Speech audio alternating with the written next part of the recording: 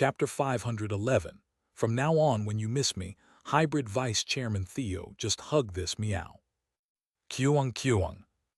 Why are you not answering? Hurry up, wake up Dad. Boom boom boom. Kyungi was still relentlessly slamming Mobius down, unaware that Sejun and others had regained their senses. Kyungi, I'm awake. Sejun called out to Kyungi from very far away. If he got too close, he might get hurt by the shockwaves Kyungi was creating while swinging Mobius around. When Sejun shouted loudly, Kyung, it's Dad's voice. Kyungi's ears perked up in Sejun's direction, and his head quickly turned to where Sejun was. Kyung. Dad's awake. Thud. Spotting Sejun, who had regained consciousness, Kyungi dropped Mobius's lifeless body to the ground and hurriedly shrank his size, flying into Sejun's arms for a hug.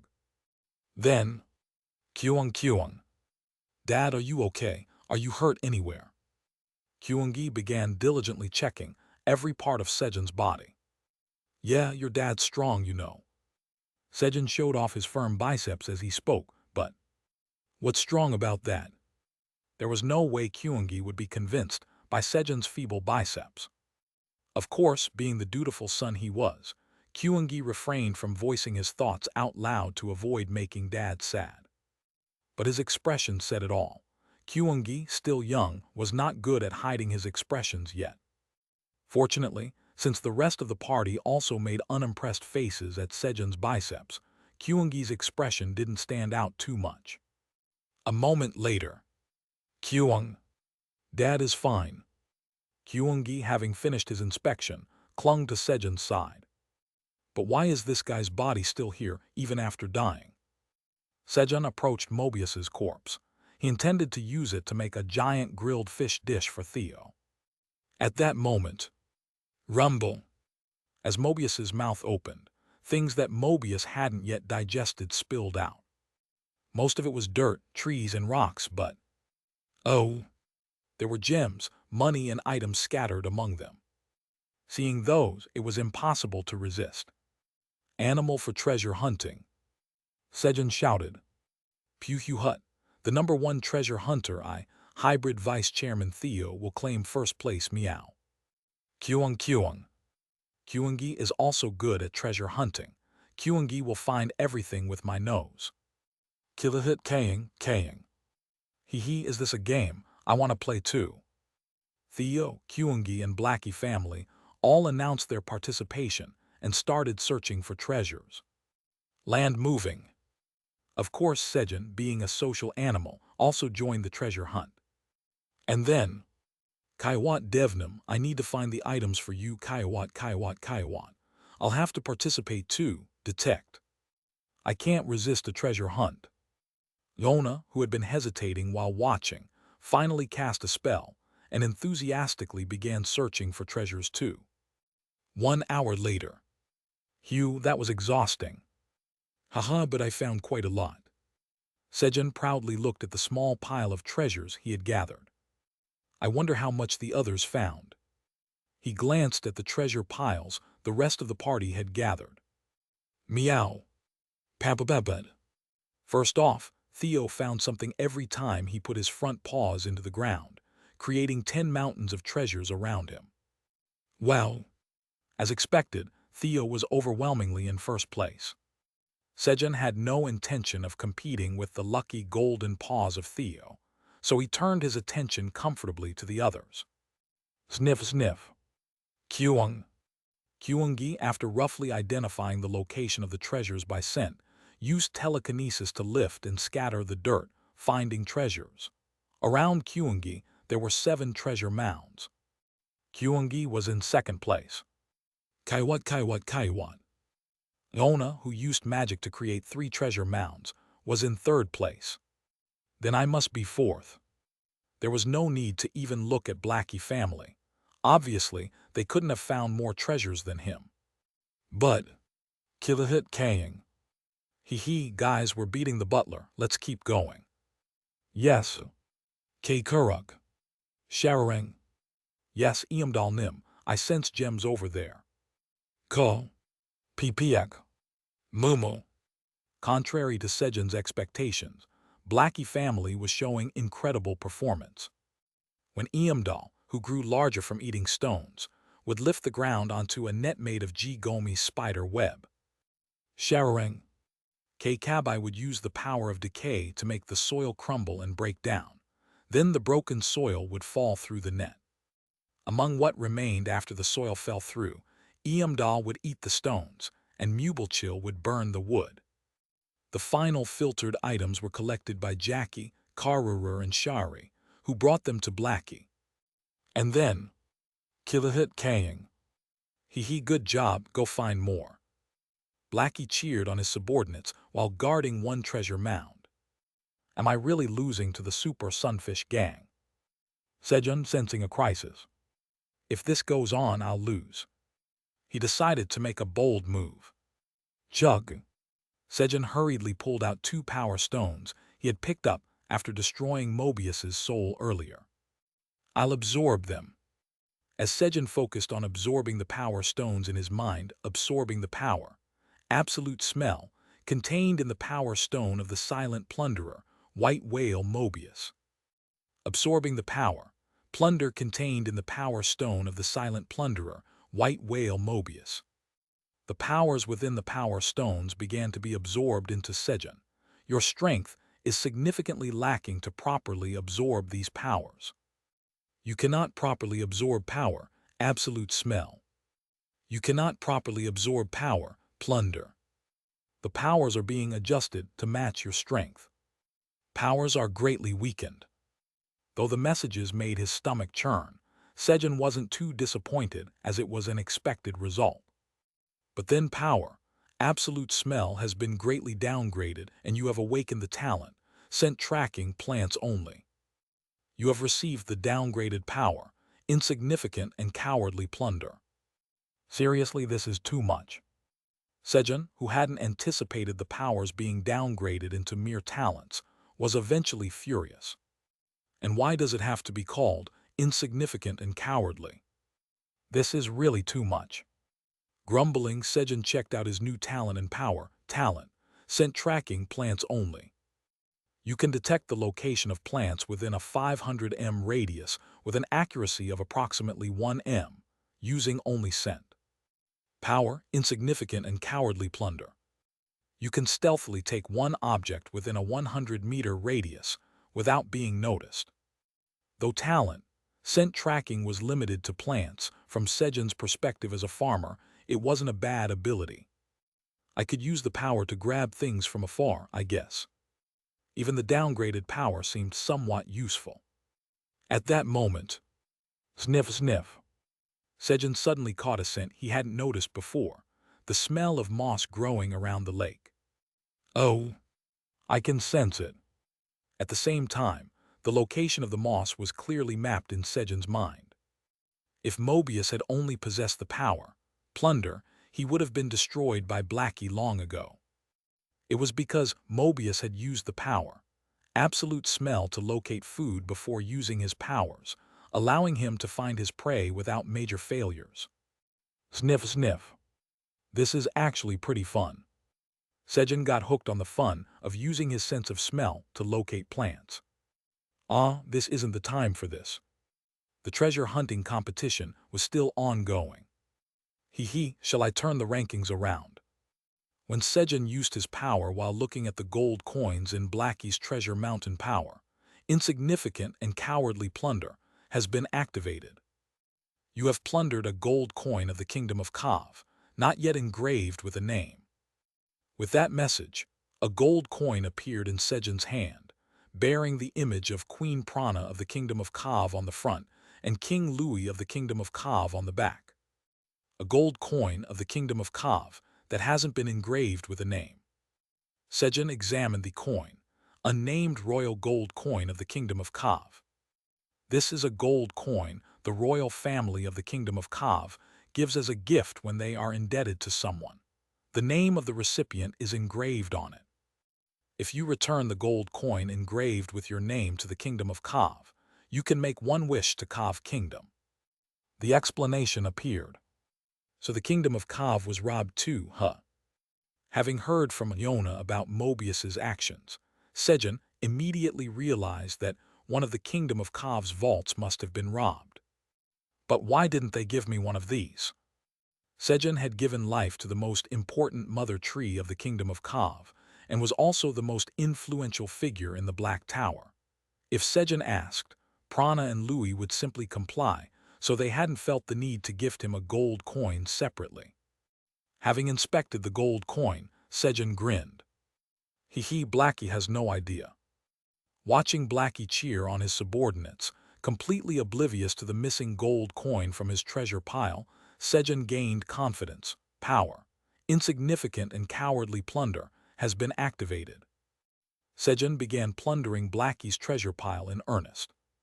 At first he was cautious, taking only small items, but gradually he became more daring, taking larger and larger things. However, Kaying, where did it go? As the saying goes, the longer the tail, the more likely it is to be stepped on. Finally, Blackie noticed because he took something too distinctive. Where did the painting of the great Blackie in action go? Of all things, Sejun had taken a large golden plate that depicted the battle between Fenrir and the great dragon race from the past. Half of the golden plate was occupied by a massive wolf fighting with 12 leader-level dragons and all 9 remaining dragon clan members, depicted in such detail and dynamism as if witnessed firsthand. Of course, even without the detailed picture, the sheer size of the golden plate made it inevitable that he would get caught. Kaying, Butler, why are you stealing my stuff? Blackie barked, running over to Sejun, who was holding the golden plate. Kaying. Wait, this smells like me too. Isn't this ours too? Once caught, it all unraveled. Blackie, who had been sitting there seemingly unaware, had marked every treasure with his scent one by one. A moment later, I even lost to the kids. Sejun ended up being the last-place finisher in the treasure hunt competition. Pew Hut, the great hybrid park chairman, came in last, meow. That's why you need me, hybrid vice chairman Theo, meow. Kyungi will find lots of treasures for you next time, so cheer up, Dad. Theo and Kyungi comforted Sejun. Kirorong. Iamrarong. Blackie family, satisfied with beating Sejun, slept soundly in victory. Kaiwat. I'll return everything to their rightful owners. Yona began sorting out the items whose owners were clearly identifiable. Kaiwat. I'll take this too. If I ask the creator Amur Lange, I'll be able to find out who bought it. Among the items was the large golden plate with Blackie's painting on it. At that moment, meow. Theo, who hadn't stopped treasure hunting until the very end, found a box in the dirt pile. And then, Pew Hut, park chairman, take this, meow. Theo handed the box to Sejun. Oh, thanks. Click. Sejun, looking pleased, opened the box that Theo had given him. Inside were 3 land deeds: Black Tower 4th floor land deed, White Tower 67th floor land deed, Golden Tower 89th floor land deed. I needed these land deeds, so this worked out perfectly.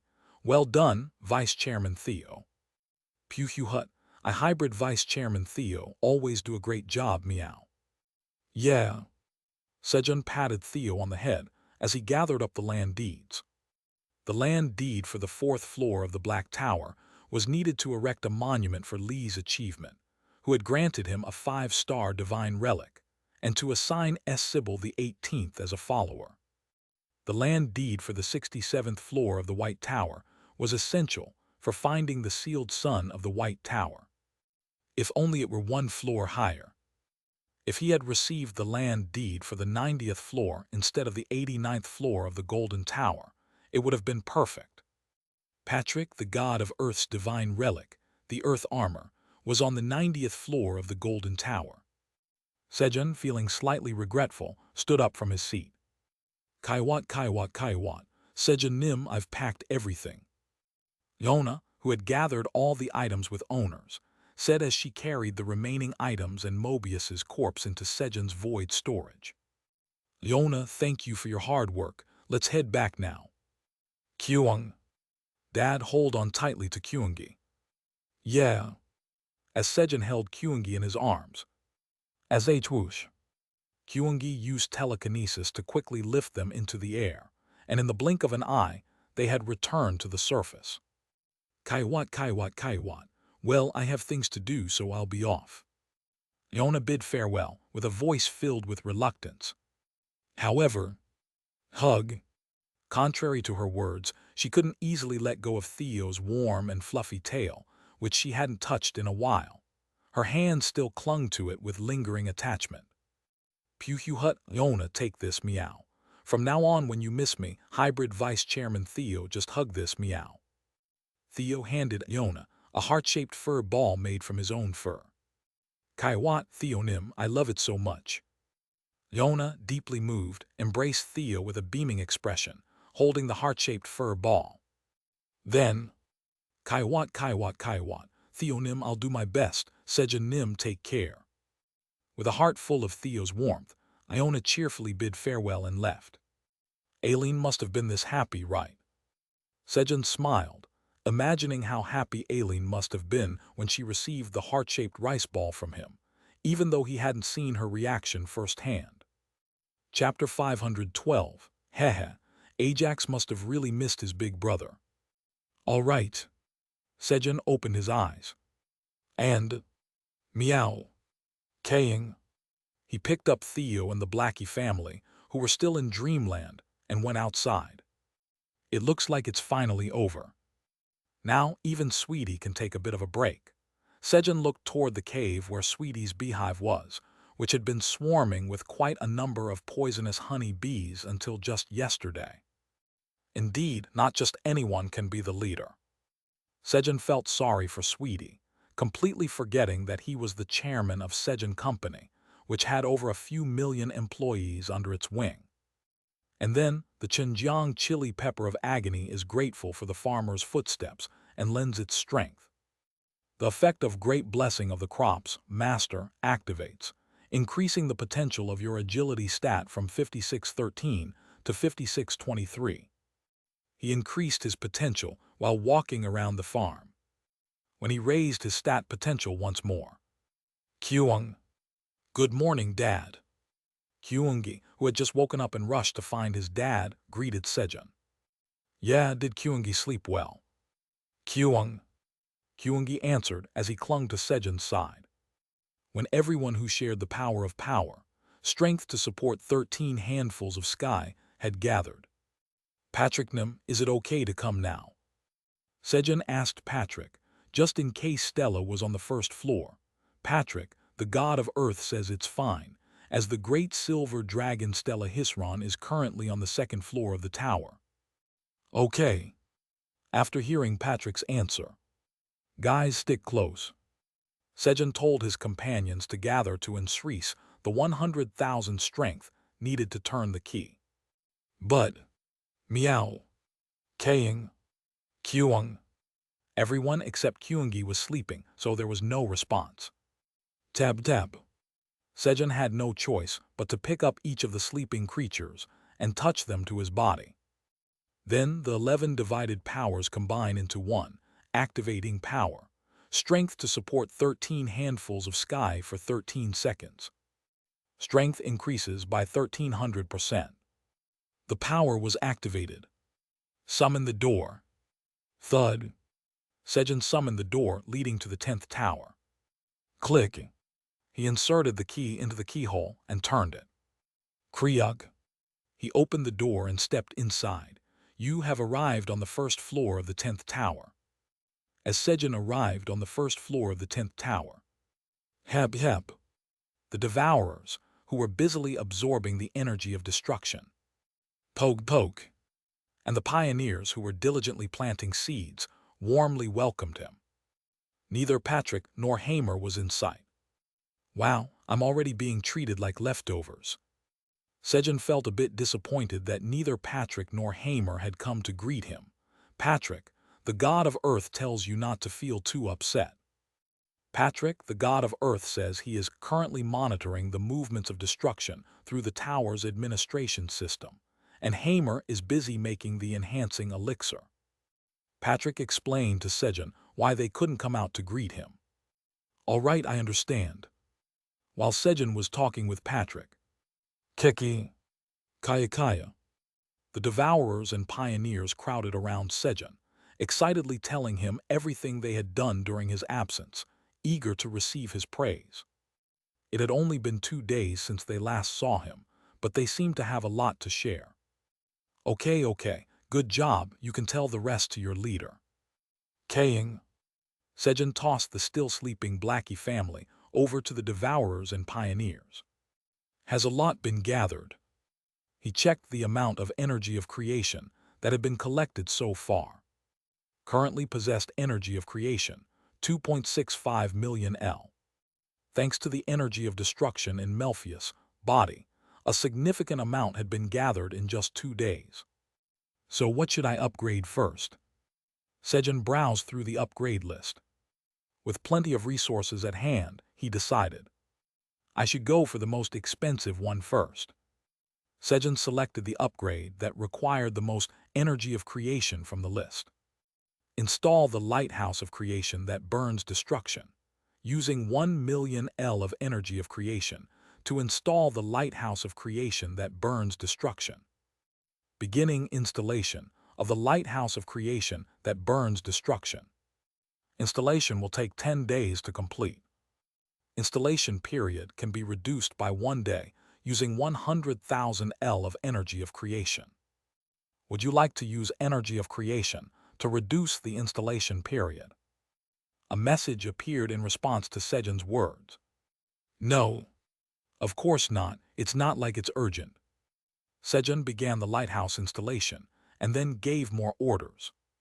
Enhance everything in the order of absorption power, processing capacity, repair speed, and durability until the energy of creation runs out, consuming 2,000 L of energy of creation to increase the absorption power by 10%, consuming 5,000 L of energy of creation to increase the processing capacity of the refining system by 10%, consuming 35,000 L of energy of creation to increase the auto-repair speed of the tower by 10%, consuming 50,000 L of energy of creation to increase durability by 10%. Sejun used up all the remaining energy of creation to upgrade the basic abilities of the tower. Once Sejun finished upgrading the 10th tower, Kihum Kaying. Ahem, your boss had an amazing adventure with Butler. Blackie, who had woken up at some point, was telling the story about defeating Mobius to the gathered devourers and pioneers. Kiki, Kaya. The devourers and pioneers clapped enthusiastically with their leaves in response to Blackie's words. Sejun brought his hand to the mouths of the pioneers, who were listening intently to Blackie's story. 2. You have obtained a Destruction Pioneer Seed +1. Your job experience has slightly increased. Your proficiency of seed harvesting LV 9 has slightly increased. Sejun collected the seed that the pioneers had been storing in their mouths. Thanks to the enhancing elixir, for every 1 million destruction devourer seeds planted, they had produced 2 new seeds, and now over 100 seeds had accumulated. Sejun took those seeds and planted them. You have planted Destruction Pioneer Seed +1 in soil imbued with refined energy of destruction and magic power. Your job experience has slightly increased. Your proficiency of Magic Seed Sowing Master has slightly increased. He planted them again. Crack. As soon as the seeds were planted, the pioneers grew rapidly. Kaya. As soon as they were born, they were dragged away by the veteran pioneers to listen to Blackie's heroic tale and Kaya quickly integrated into the group. After planting all the pioneer seeds, Sejun also sat at the very back, listening to Blackie's story along with the devourers and pioneers. Gororong, Kurorong. Theo and Kyungi had fallen asleep again on Sejun's lap inside. A peaceful morning. A short while later. Kilahit Kaying. So, our Blackie family teamed up to teach Mobius a lesson, and Big Bro Theo, with his faith in the butler, summoned the ultra-super-giant butler to defeat Mobius. When Blackie finished the story saying that the ultra-super-giant Chairman Park defeated Mobius. Kiki. Kaya. The Devourers and Pioneers looked at Sejun with eyes full of respect. Ahem. Feeling a bit embarrassed, Sejun cleared his throat and stood up. But, Heather. Inside, he was quite pleased and feeling proud. All right, let's go. Kaying. Everyone farewell. Your boss will definitely return. Let's meet again alive. Blackie said a solemn goodbye to the Devourers and Pioneers at Sejun's words. I'll come again tomorrow. Though the dramatic effect was diminished at Sejun's words. Outskirts of destruction. What the hell, what's going on here? Jormungandr, who had just been resurrected, was furious as he looked at the remaining troops while trying to command the calamities. This was because, under Melfius' clumsy command, their forces had been reduced to less than half. At that moment, Jormungandr, you finally awakened. We're so glad you're back. Kraken, Hydra, and Leviathan, who were also serpents like Jormungandr, came to greet him. Yes, but what the hell happened while I was gone? Jormungandr asked. Well, while Melfius was in command. Kraken, who held the highest rank among them, began explaining what had transpired. Also, it seems that all of the other apostles of destruction, except for us, have betrayed us. What, all of them except us? Yes, it looks like they've returned to the side of creation. HMPH, those spineless fools. In the end, those who betray once will always betray again, huh? Jormungandr scoffed at the traitors, as if to say he was different. Given the situation, Hydra and Leviathan prepare for molting, and Kraken, help me reorganize the troops. Molting. That's... Hydra and Leviathan responded hesitantly to Jormungandr's command. For a snake, shedding its skin was a necessary process for growth, but it was incredibly painful and dangerous, even life-threatening. Do it when I say so. Why, yes. Yes. Forced by Jormungandr's killing intent, Hydra and Leviathan reluctantly prepared for their molting. Kraken, for now, recall all the calamities. Yes. Jormungandr began wrapping Hydra and Leviathan in his massive body. As Kraken began calling back the calamities, they had spread across the world. You have arrived on the 99th floor of the Black Tower. Sejun returned home from the 10th tower. I'm hungry. He went to the kitchen and ate the breakfast prepared by Sejun No 1. The breakfast menu was slime meat cutlet. All right, Sejun No 1, make me some pancakes. Kilahit Kaying. Butler, give me more. Sejun sliced up the cutlets and gave them to Blackie, while ordering Sejun No 1 to make pancakes. Today, Sejun planned to go to the 67th floor of the White Tower to find the sealed sun and restore daylight to the White Tower. And since he was heading to the White Tower, he decided to make pancakes, which Ajax liked. While Sejun No 1 was making the pancakes, Sejun and his companions enjoyed their cutlets. However, I'm full. Even after eating the slime cutlet, no message about the title, one who cooks calamities which reduces physical damage, appeared. This was because Sejun hadn't cooked it himself. The effect of the title, one who cooks calamities, only activated when Sejun personally cooked the dish. Kyung. Kyungi brewed coffee for Dad. Kyungi brought a steaming cup of coffee made with the Sejun 94 Chikasan Black Tower beans that Hegel had left yesterday while Sejun was away.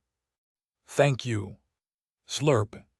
As expected, coffee brewed by our Kyungi is the best. Sejun praised Kyungi's coffee with a thumbs up. Kyungi beamed with a bright smile at Sejun's praise.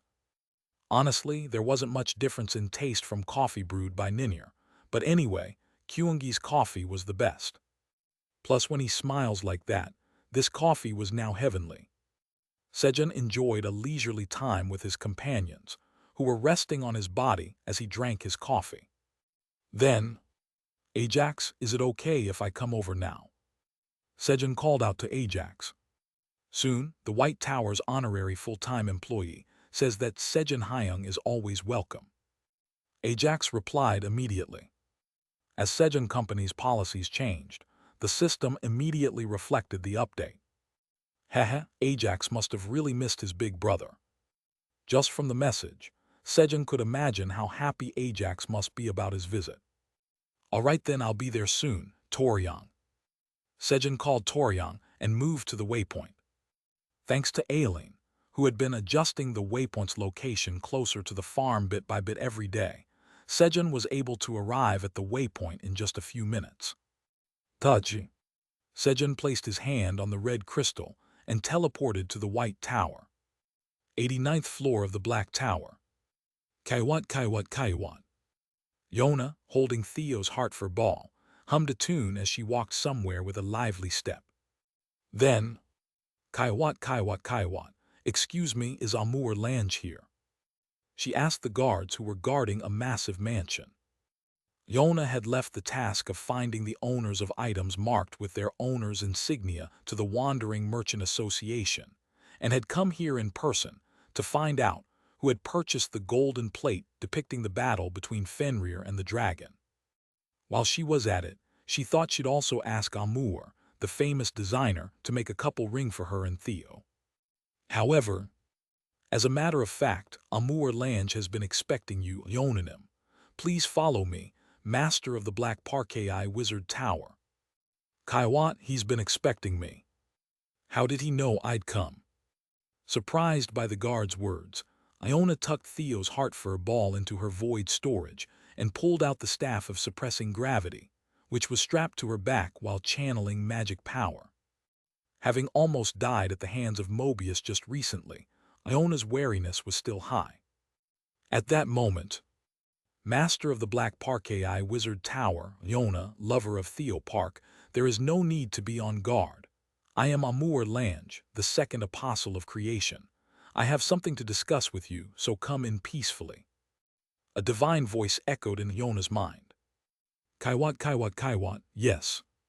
Hearing Amour acknowledge her relationship with Theo, Iona beamed and happily followed the guard into the mansion, grinning from ear to ear. Chapter 513. Hee, it's so great to have older brothers. My name is Amour Lange. He was a great warrior who once ruled over the world called Mio. And Amour Lange is appointed as the 15th apostle of creation. 2,000 years ago, he was chosen by the system to become an apostle of creation.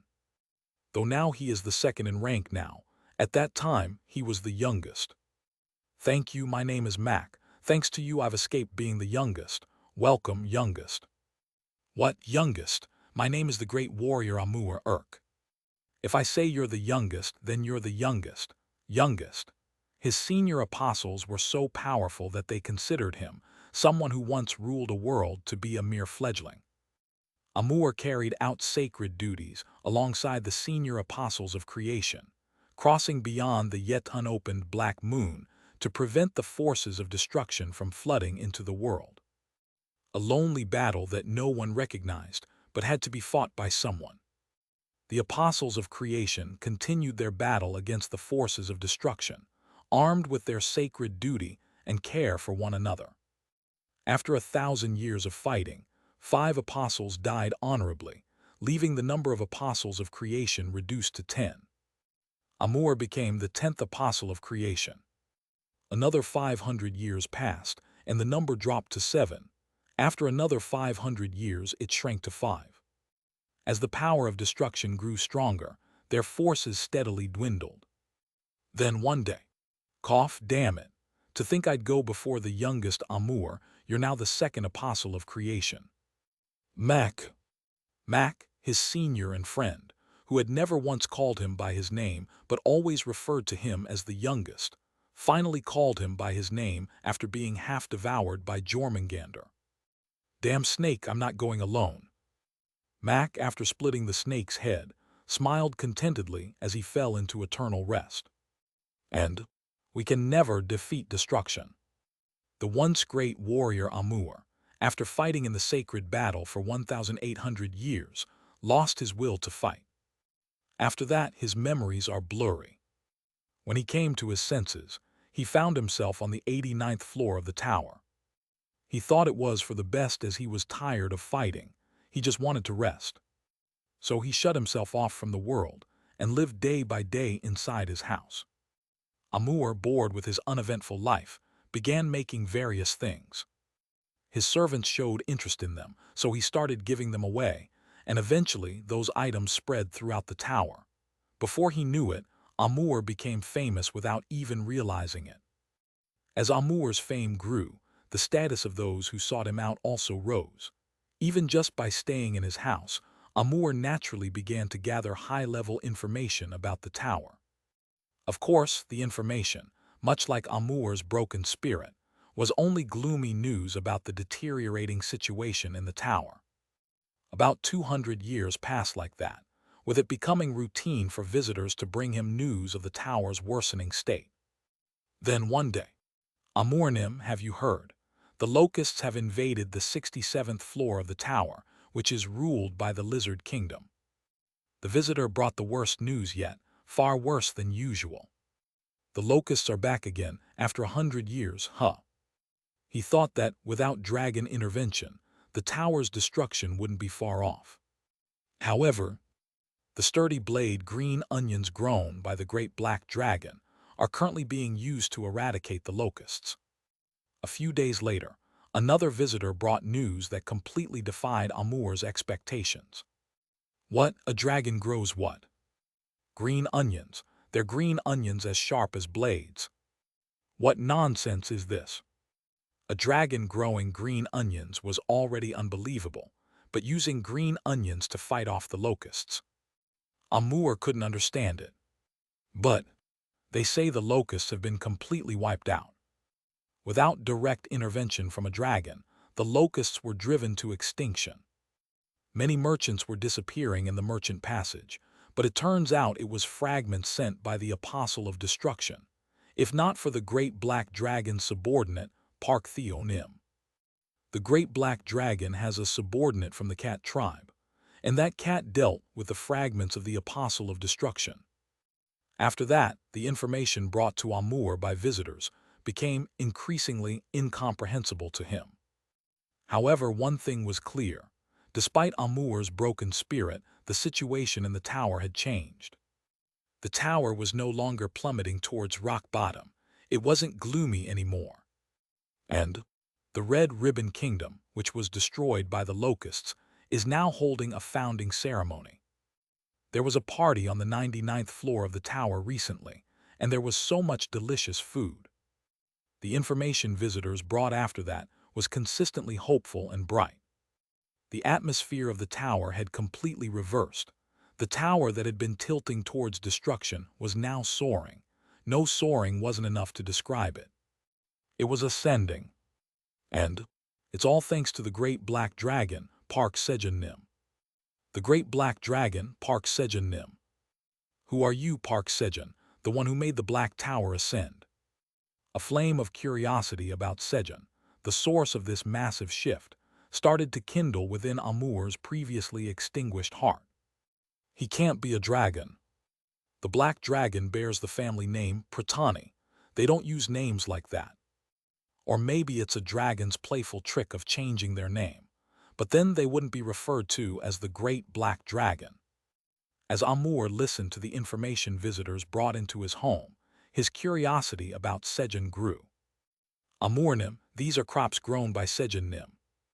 Recently, Mimir, a legendary merchant who wanted to leave a good impression on Amur, had gifted him crops cultivated by Sejun. Cultivator, Black Tower's tower farmer Park Sejun, human from Earth. A tower farmer. Not a dragon, but someone from Earth. As an apostle of creation, Amur could see more information from crops than others, and he realized that Sejun was a very ordinary being. Could a mere tower farmer change the tower this much? At the same time, Amur was reminded of Emila Ibines, the first apostle of creation, who always tended to her garden when she wasn't fighting.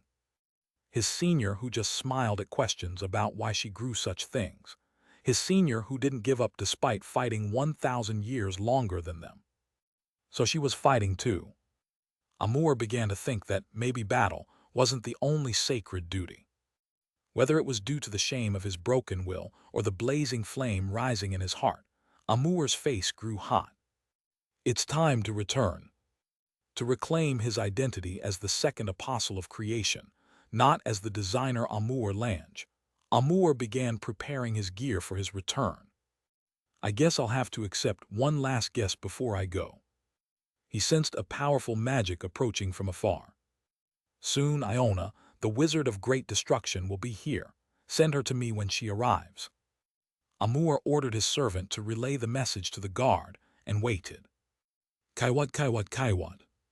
Through the window, he saw a small, white hamster cheerfully humming as it approached the mansion. A being already perfect. But, quite perfect indeed, what's that soul with her? To Amur's eyes, a few shortcomings were visible. I should prepare a few gifts. If I'm lucky, she could end up being the youngest. Amur began preparing a few gifts as he observed Iona. He still didn't know that the most powerful youngest apostle, someone whom all the apostles of creation couldn't defeat even if they combined their strength, had already joined. You have arrived at the 99th floor of the White Tower. As Sejun arrived at the White Tower, Sejun Hyung, Ajax, who had been eagerly waiting by the waypoint, immediately jumped into Sejun's arms. Though he tried to reduce the impact by lessening his strength as much as possible and casting several protective spells to cushion the blow. Urk! The sunfish Sejun always defied expectations. You have received a fatal attack. You are in an invincible state. No damage has been taken. Thankfully, thanks to the invincibility effect, he survived once again. Of course, with Sejun's numerous skills and powers, he wouldn't have died anyway. He wouldn't, right? Thus, Sejun endured Ajax's hug attack. But, Gulio, it wasn't over yet. Now it was time to withstand Ajax's overwhelming energy. However, Ajax, have you been well? Yes, Hyung. Sejun wasn't significantly affected by Ajax's energy. Thanks to his improved stats and the skills, talents, titles, and powers he had acquired, Sejun was able to withstand Ajax's energy. Ajax nem good see you meow. Of course, the biggest help in withstanding Ajax's energy was none other than Theo, who had quietly come out of the void storage and clung to Sejun's lap, absorbing and diverting Ajax's energy. Kyung.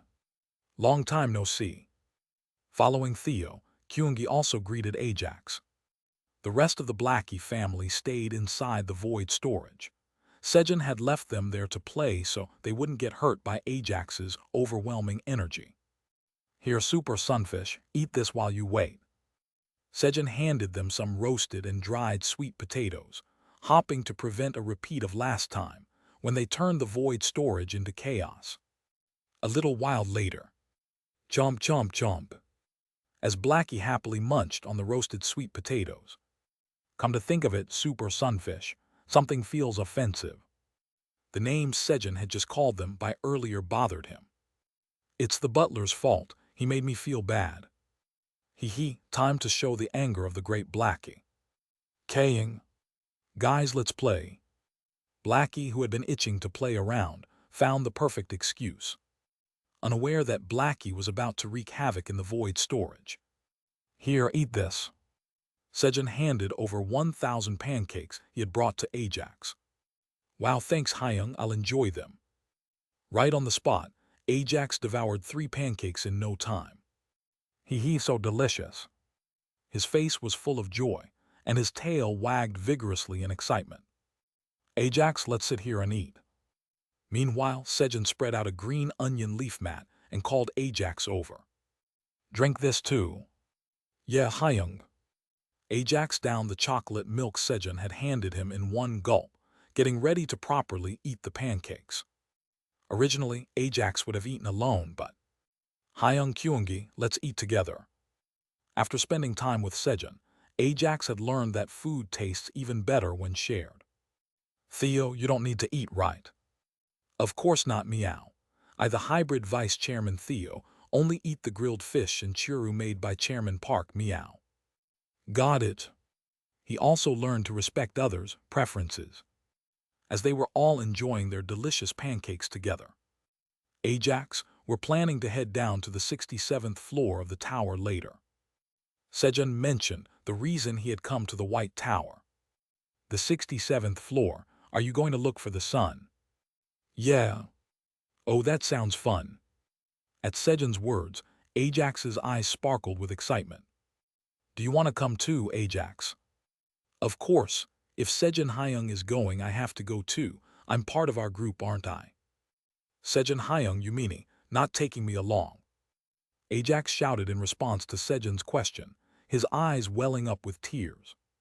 Of course I want to bring you, Ajax, but if you go, the residents of the 67th floor might get hurt.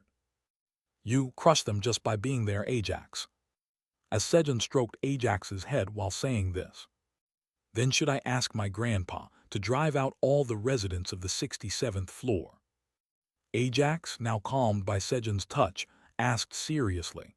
That's how much he wanted to go to the 67th floor with Sejun. No, how would Ajax feel if someone told you to get out of here? I'd be super mad. I'd breathe fire on them right away.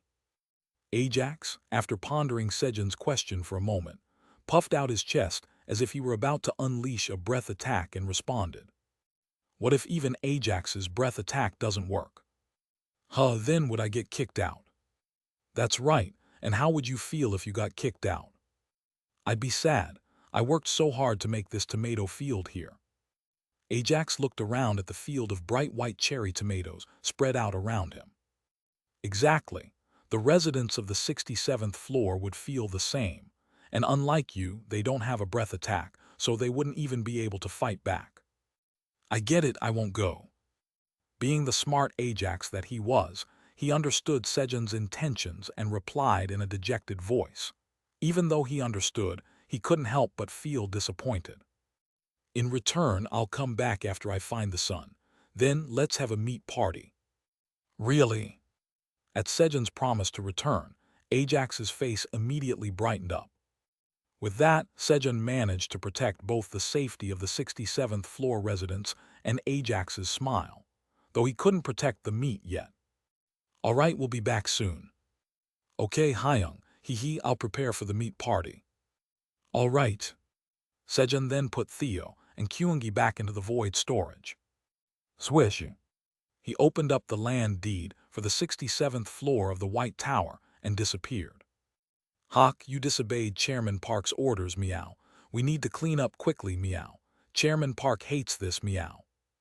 Kyung. Blackie, let's clean up quickly.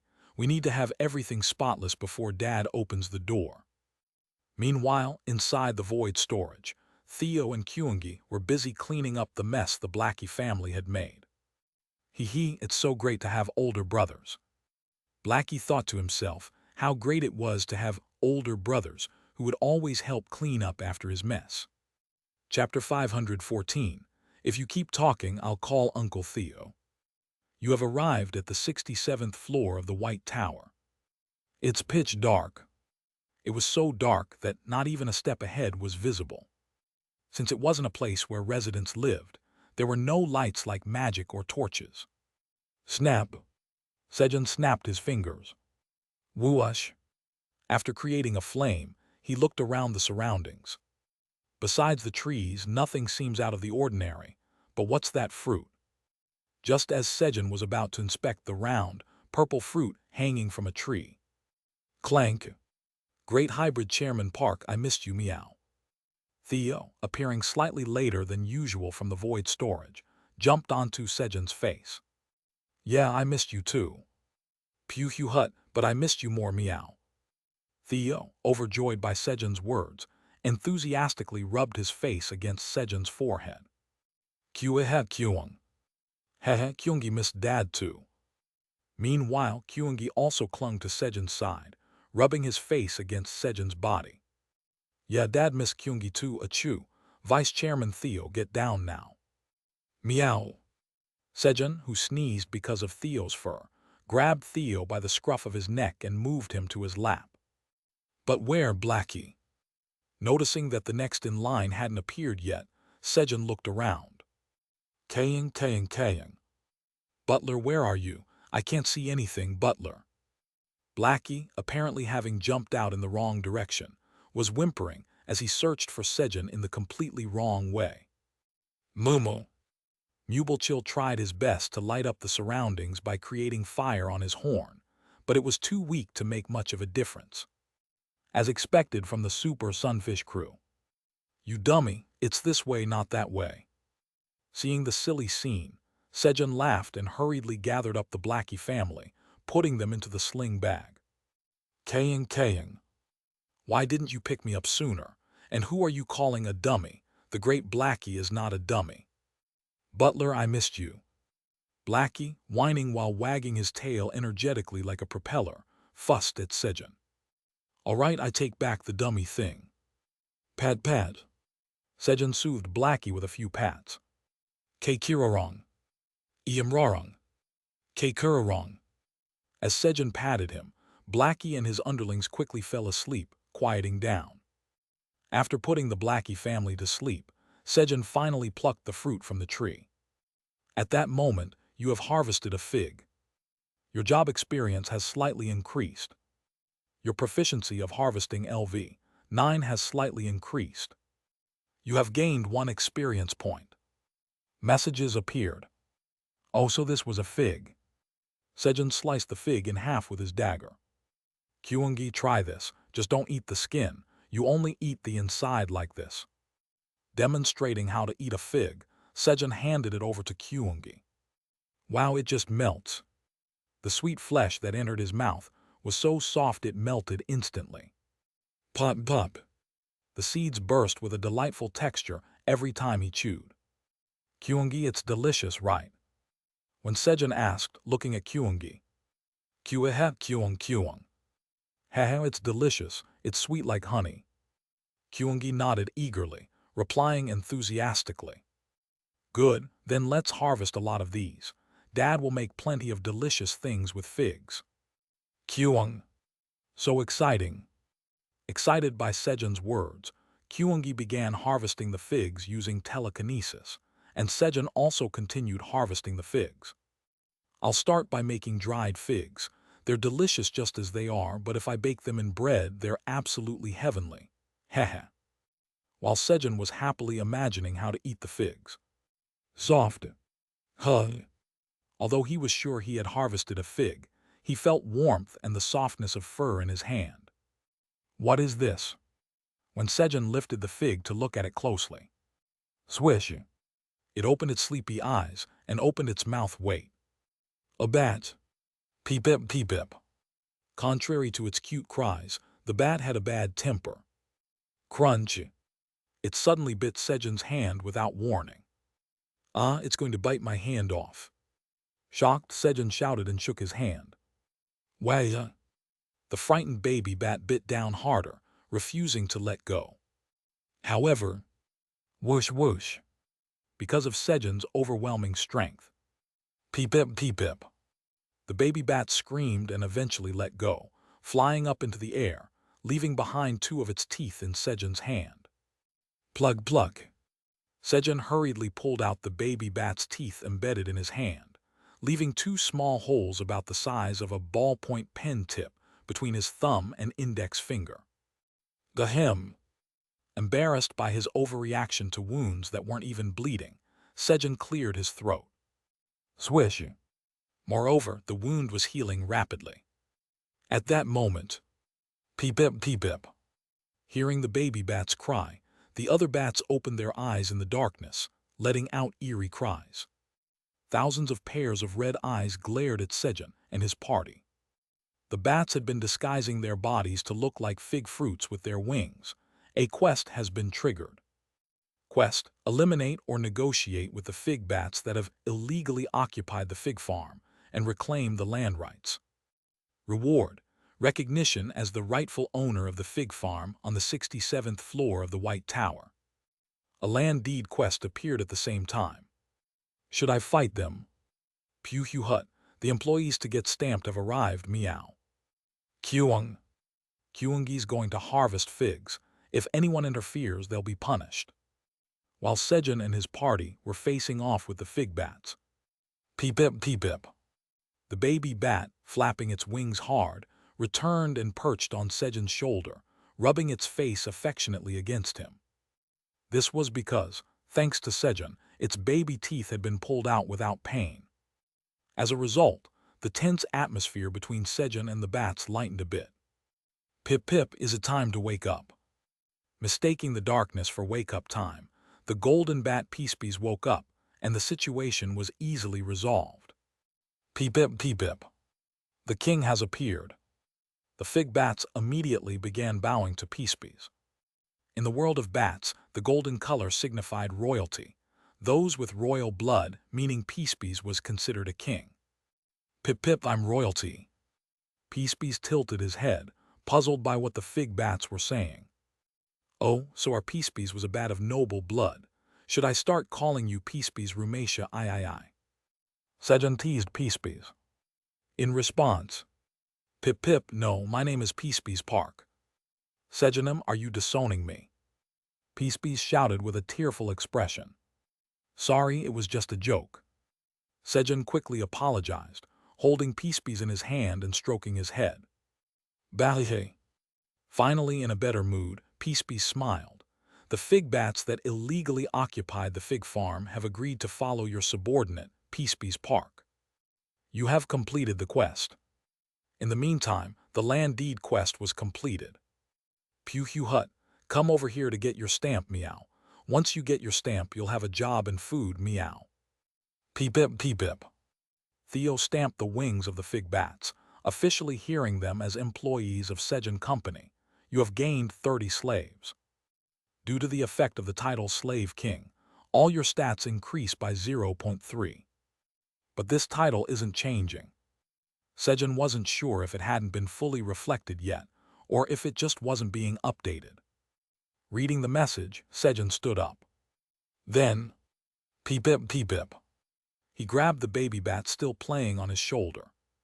Now that you've lost your baby teeth, it's hard to eat, so try this. Placing the baby bat on the ground, Sejun offered it some honey water. Peep-ip. The baby bat took a sip of the honey water Sejun had given it.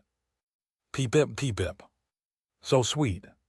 Excited, the baby bat jumped into the honey water bowl, completely merging with the honey. Peacebees, ask the bats if they've seen anything suspicious around here. Pip-pip understood. Sejun had Peacebees translate, as he couldn't directly communicate with the bats. However, Pip-pip, peep-pip, peep-pip. The fig bats shook their heads. Since they rarely left the farm, they didn't know much about what was around the area. Just then, peep-pip, peep-pip. Peacebees Nim, I know a suspicious place. If you go there, the lights go out. A baby bat, who had occasionally sneaked out to explore without the adults knowing, shouted out. Of course, the parents of the baby bat shot at a fierce glare. Through Peacebees, Sejun told the parents not to scold the baby bat and handed over plenty of honey water for the little bat to enjoy. Let's go. Holding a torch, Sejun began moving toward the suspicious place the baby bat had mentioned. Peep-pip, peep-pip. Peep-pip. They're scolding it after all. The sound of the baby bat being scolded could be heard from afar. Well, it deserves a scolding. If not, it might really get into danger later. I wonder how Father Rabbit and Mother Rabbit are doing. Thinking of the bat couple scolding their baby reminded Sejun naturally of the rabbit couple. 55th floor of the Black Tower. Farming school entrance ceremony. Peep-it. Peep-ep. Peep-et. Baby rabbits passed in groups under the huge banner installed at the entrance of the farm for the farming school entrance ceremony. And among the new students, Peep-ayak was Black Torch. Black Torch, who was born with 3 dots on his back, was receiving training to become the strongest black rabbit, so he technically didn't need to attend farming classes. However, since the foundation of the Red Ribbon Kingdom was farming, even royalty had to learn about it. Hi, Black Torch. Yeah, hi, Young. Nice to see you all. Most of them were family, so it was practically a family gathering. As the baby rabbits passed under the banner and walked along the path. Look, it's Grandpa. Grandma's here too. What are they doing over there? The rabbit couple, who had been appointed as the principal and vice principal of the farming school to nurture future generations, stood at the far end of the field, waiting for the baby rabbits. Now, here I'm not Grandpa. Students, please follow my instructions as your principal. And I'm not your grandma here either. I'm the vice principal. Father Rabbit and Mother Rabbit spoke in strict tones to the 100 baby rabbits gathered before them. But, Grandpa, what are you doing up there? Grandpa, come play with us. Grandma, I'm hungry. The baby rabbits weren't paying much attention. However, for the rabbit couple, who had mastered parenting 100 times over, dealing with baby rabbits was too easy. If you keep talking, I'll call Uncle Theo. Eek. At the mention of Uncle Theo, the startled baby rabbits quickly covered their mouths with one paw and their foreheads with the other, as if trying to block any potential stamping from Theo. Theo's fearsome reputation had spread even among the baby rabbits. Thanks to that, the field quickly quieted down. I'd like to welcome you all to farming school. As for me, your principal, I am the one who taught farming to the greatest farmer of the Black Tower, Tower Farmer Park Sejun. And thus began the never-ending, back in my day lecture from the principal. Sizzle. About 30 minutes after Sejun headed in the direction the baby bat had pointed out, the torch suddenly went out. Snap. Sejun snapped his fingers and reignited the torch. Sizzle. But just like someone had poured water on it, the torch immediately extinguished again. This must be the place, right? No matter how he looked at it, this place seemed suspicious. But what should he do? He wanted to look around, but without the light, it was impossible to see anything. At that moment, Kyung. Dad, Kyungi will light everything up for you. Kyungi pulled out his thunderbolt staff and flew up into the sky. Then, crackle, boom, as Kyungi continuously struck the surroundings with lightning. What is that, darkness bug? Sejun saw a swarm of black bugs drawn to the flickering light. These monsters had sleek, slimy bodies and black wings on their streamlined forms. And Darkness Bug Queen, devourer of the sun. One giant creature, dying as smoke rose from it. By sheer bad luck, it had been struck by Kyungi's lightning. Well, it's over. Kyungi, great job. As Sejun gave Kyungi a thumbs up.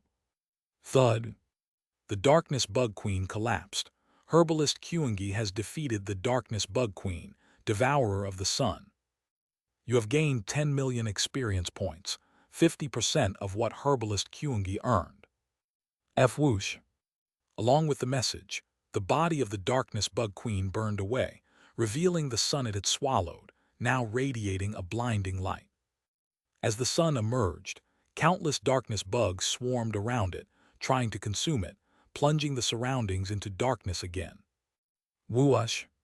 But the darkness bugs couldn't withstand the light of the sun, and as their bodies burned up, the sun grew even brighter, using the bugs, corpses as fuel to soar into the sky. Then you have achieved the great feat of restoring daylight to the White Tower. As a reward for your great feat, you have earned the title, one who restored the day.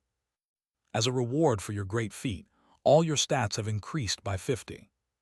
Sejun, having done almost nothing, gained experience and a new title. The potential of all your stats has reached its limit. You can no longer absorb additional stats. The stats you earned will return to nature. Because of his max potential, the stat points were lost. You have completed the quest. As a reward for completing the quest, you have obtained 10 drops of the Harvest Elixir. Another 10 drops of Harvest Elixir. Let's head back. Sejun registered the waypoint and returned. I hope Sejun Hyung comes back soon. Slurp. To Ajax, who was drooling while waiting for the meat party. Chapter 515. Sorry for calling you a stalker. White Tower Administrator's Area. Ah, this is nice. While Kellyan, in his true form, was enjoying drinking with other dragons from the Four Dragons Council, in the form of the White Dragon statue located in the Black Tower. Wung. The administrator's crystal orb began to vibrate. Come here. Kellyan summoned the crystal orb with his magic and inspected it. Park Sejun, the tower farmer of the Black Tower, has achieved a great feat by unsealing the sun and restoring daylight to the White Tower. Achieved one of the White Tower's growth conditions by restoring daytime. 4 out of 5 great achievements required for the growth of the White Tower have been completed. There was a welcome alert. Ahaha, as expected of our Sejun, he's really doing a great job. Not only had Sejun transformed the Black Tower into the Great Black Tower, but now he was also working hard to help the White Tower grow into the Great White Tower. Now, the remaining growth conditions for the White Tower's growth conditions, 5-8. Tower Farmer S, not achieved. Create more than 5 new varieties, not achieved, 0.5. Harvest more than 10 billion crops, not achieved, 5.6 billion 10 billion.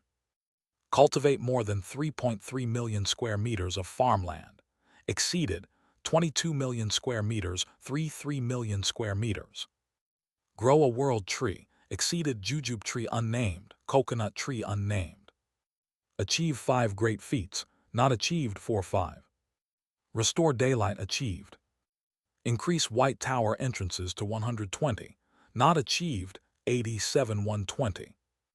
Kellyan examined the unmet conditions. Forget about the 5 new species and the 120 entrances. The chances of fulfilling them were too low. He also decided to give up on the S-Class Tower Farmer condition, as he didn't want to burden his grandson. If we exceed the harvest 10 billion crops condition and achieve 5 great feats, we can grow into the Great White Tower. Kellyan formulated a plan for the White Tower's growth, excluding the less likely conditions. Just then, Wung! The crystal orb vibrated again, bringing up another notification. Park Sejun, the tower farmer of the Black Tower, has achieved the great feat of creation by spreading the energy of creation in the White Tower. All 5 great feats required for the White Tower's growth have been fulfilled. One of the growth conditions of the White Tower has been completed. Realizing he hadn't yet spread the energy of creation in the White Tower, Sejun opened the void storage and spread the energy, reducing the stay cost by 0.5%. Thanks to this, he achieved another great feat, fulfilling all 5 great achievements. The number of completed growth conditions for the White Tower increased from 5 to 6. Now, only 2 growth conditions for the White Tower remained. Ahaha, I should give our hardworking Sejun a gift. Kellyan happily pondered what gift to give Sejun. As Kellyan contemplated, armor would probably be a good idea, right? Since Sejun was as fragile as a sunfish. Maybe I should make something out of my horn. Kellyan touched his horn and then, scratch, scratch. He began to shave off his horn with his claws, gathering the horn dust. If he cut the horn, it would end up looking blunt and ruining his style. Once he had gathered enough horn dust, compress. Kellyan compressed the horn dust. Our Sejun has a weak body, so a shield would be good. But our Sejun has low agility, so he's slow, and he's not good at sensing magic power too. Considering Sejun's traits, Kellyan molded the solidified horn dust into a round shield shape. And then, void space, blink, size adjustment, detection, levitation, defense, defense, defense, defense. He engraved the shield with the necessary magic through dragon words and layered defensive spells to the shield's limit. All right, it's done. After Kellyan finished making the shield for Sejun like that, grandson, come here for a moment. Kellyan called Ajax to deliver the shield to Sejun. Ajax would be thrilled to bring this to Sejun. However, Grandpa, I'm busy. Ajax, who was eagerly waiting for the meat party with Sejun, was busy. His heart, that is. I have a gift for Sejun. A gift for Sejun Hyung. I'll be right there. Of course, as soon as he heard it was a gift for Sejun, Ajax immediately rushed over to Kellyan. A little later, Grandpa, what's the gift for Sejun Hyung? Ajax, who appeared in the administrator's area, eagerly ran up to Kellyan with eyes full of anticipation. This, Kellyan showed him a pure white shield. Ah, grandfather, make me one just like this too. I want to carry it together with Sejun Hyung. Ajax asked for a shield identical to Sejun. Haha, all right, wait a moment. Scratch, scratch. Feeling proud that Ajax wanted a shield he made, Kellyan started scraping his horn again. You have arrived at the 99th floor of the White Tower. As Sejun arrived, Sejun Hyung, Ajax, who had been waiting for him, greeted Sejun excitedly, though it had only been a few hours since they last saw each other. Hyung, I missed you. Bung bung. Ajax wagged his tail vigorously, showing his excitement. Hyung, come over here. I've got everything ready for the meat party. The place Ajax led Sejun to had a neat table set beside a large lake, with tableware arranged on top. Beside the table, there was also a grill and a brazier ready for cooking the meat. Wow, you really did prepare everything. It's perfect. Of course, I'm the great white dragon, Ajax maimed. Preparing for a meat party is something I can do lying down. Really, you're amazing, Ajax. Pad pad. Sejun praised Ajax while patting his head. Sejun thought Ajax's comment was just a boast to show off his skills, but Ajax had actually prepared everything while lying down. At that moment, no, that's wrong, meow. Ajax Nim's preparations are incomplete, meow. Theo interjected, pointing out the flaw. There's no grilled fish for me, meow.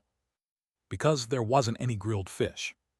Yoo-hoo-hoo, of course I have your grilled fish too, Theo. Levitation. When Ajax used magic, thud, a giant fish floated out of the lake, flapping its fins. Pew-hoo-hut, Ajax Nim, your preparations are perfect, meow. Theo finally acknowledged Ajax's efforts. Yoo-hoo-hoo, I told you my preparations were perfect. Oh right, Sejun Hyung, Grandpa said to give this to you. Feeling proud after Theo's praise, Ajax handed Sejun a pure white round shield about 1 meter in diameter. Elder brother shield of dragon horn that protects while in hiding. Elder brother shield of dragon horn that protects while in hiding. What is this? A stalker that protects while hiding. An elder brother shield. Then is there a younger brother shield too? As Sejun pondered the peculiar name of the shield and was about to check its options. Yep, Hyung, it's a set with this one. Ta-da! Ajax, grinning widely, pulled out his own shield from the void storage to show Sejun. Younger brother shield of dragon horn that protects while in hiding. It really was a younger brother shield. While Sejun stared at the twin-like pair of sibling shields. Hyung, aren't you going to say something? Ajax gazed at Sejun with shining eyes, expectantly waiting for something. Oh wow, it's great to use the same shield as you, Ajax. I'm so happy, really. Sejun's acting was terrible and incredibly awkward, but... right. I'm really happy to have the same shield as you, Hyung. Despite Sejun's poor acting, Ajax seemed genuinely delighted by his words. Thankfully, it seemed Sejun's sincerity had gotten through to Ajax, despite his awful acting. Ajax, make sure to tell Kelly and Nim that I'll use it well. Okay, Hyung. After Sejun spoke to Ajax, he checked the options of the shield, elder brother shield of dragon horn that protects while in hiding. Created by the great white dragon, Kellyan maimed, using his own horn and magic cast directly on it. This shield remains hidden in the void space and, upon detecting its owner in danger, emerges on its own to protect them. The shield is extremely sturdy, layered with 77 protective spells. If the younger brother shield of dragon horn that protects while in hiding is nearby, a set effect called Brothers Are Strong activates, increasing the defense of both shields by 50%, and the younger brother's shield will also protect the owner of the elder brother's shield. Usage restriction. Only Park Sejun, recognized by Kellyan Mamb. Creator Kellyan Mamb. Grade immeasurable. So it hides in the void and protects me. Sorry for calling you a stalker. Sejun apologized to the shield for calling it a stalker. Then he infused the shield with magic. Swish. The shield disappeared into the void space, ready to protect Sejun. All right, everyone, go have fun. Sejun let his group play and began grilling slime meat. As Sejun was grilling, Pew Hut, the hybrid vice chairman Theo, alongside the great hybrid chairman Park, defeated the evil whale and earned the title, Human and Cat Who Destroyed Immortality. Since I have the same title as Chairman Park, I am the second in command, meow. Theo began boasting about his and Sejun's achievements, starting a battle for second in command. Kyung. Hehe, Dad said he loves me even if I eat a lot or cause trouble, so I'm the second in command. Look at this, my grandpa made this for me. Sejun Hyung and I both use the same shield. Isn't it cool? So that makes me the second in command. Neither Kyungi nor Ajax backed down. No, meow, I'm the second in command, meow. Kyungi is the second in command. No, I'm the second in command. The three fought without listening to each other until Sejun called them. A little while later. Guys, it's time to eat. When Sejun called out, Pew Hut, got it, meow. Kyung. Okay, Hyung. The three, as if they hadn't just been fighting, sat down happily to eat with Sejun. Though Thea only ate grilled fish from start to finish. The others enjoyed a variety of slime dishes, starting with grilled slime meat, slime bulgogi, slime braised dishes, and slime shabu shabu. I'm going to make steamed slime next. As the meat party entered its final phase. Thud thud. A white ogre approached the spot where Sejun and the others were. 104, 28, 193, 250 Ogre King Les, boss of the White Tower's 99th floor. It was the boss of the 99th floor of the tower. Ajax Nim, I've brought the locust meat. Thanks. Les handed a small leather pouch to Ajax. Recently, the White Tower had started planting green onions outside the tower, allowing them to catch locusts, and Ajax had asked Les to bring back some locust meat. All right, I'll be off now. Take this with you to eat. Sejun handed some food to Les, who was about to return to his waypoint. Thank you. Les gratefully accepted the food from Sejun. At that moment, wait, this feeling. Les sensed a familiar energy. Battle aura. The glorious blessing and curse left on the body of one who has killed a warrior of Balkan. It's a blessing because the battle aura strengthens the one who possesses it each time it accumulates beyond a certain point. But it's also a curse because ogres will chase down the one who killed their kin until death. And from Sejun's body, a faint trace of the battle aura could be felt. It should have been much stronger, but 90% of it had been taken by Patrick and Hamer, leaving only a very weak trace. TL, ogres defeated in 10th Tower. Park Sejun Nim, as the king of Balkan, in accordance with tradition, I will avenge my people. Les drew in his energy and swung his fist at Sejun. Though he was a king in name, only who took refuge alone in the White Tower, thanks to his people's sacrifice.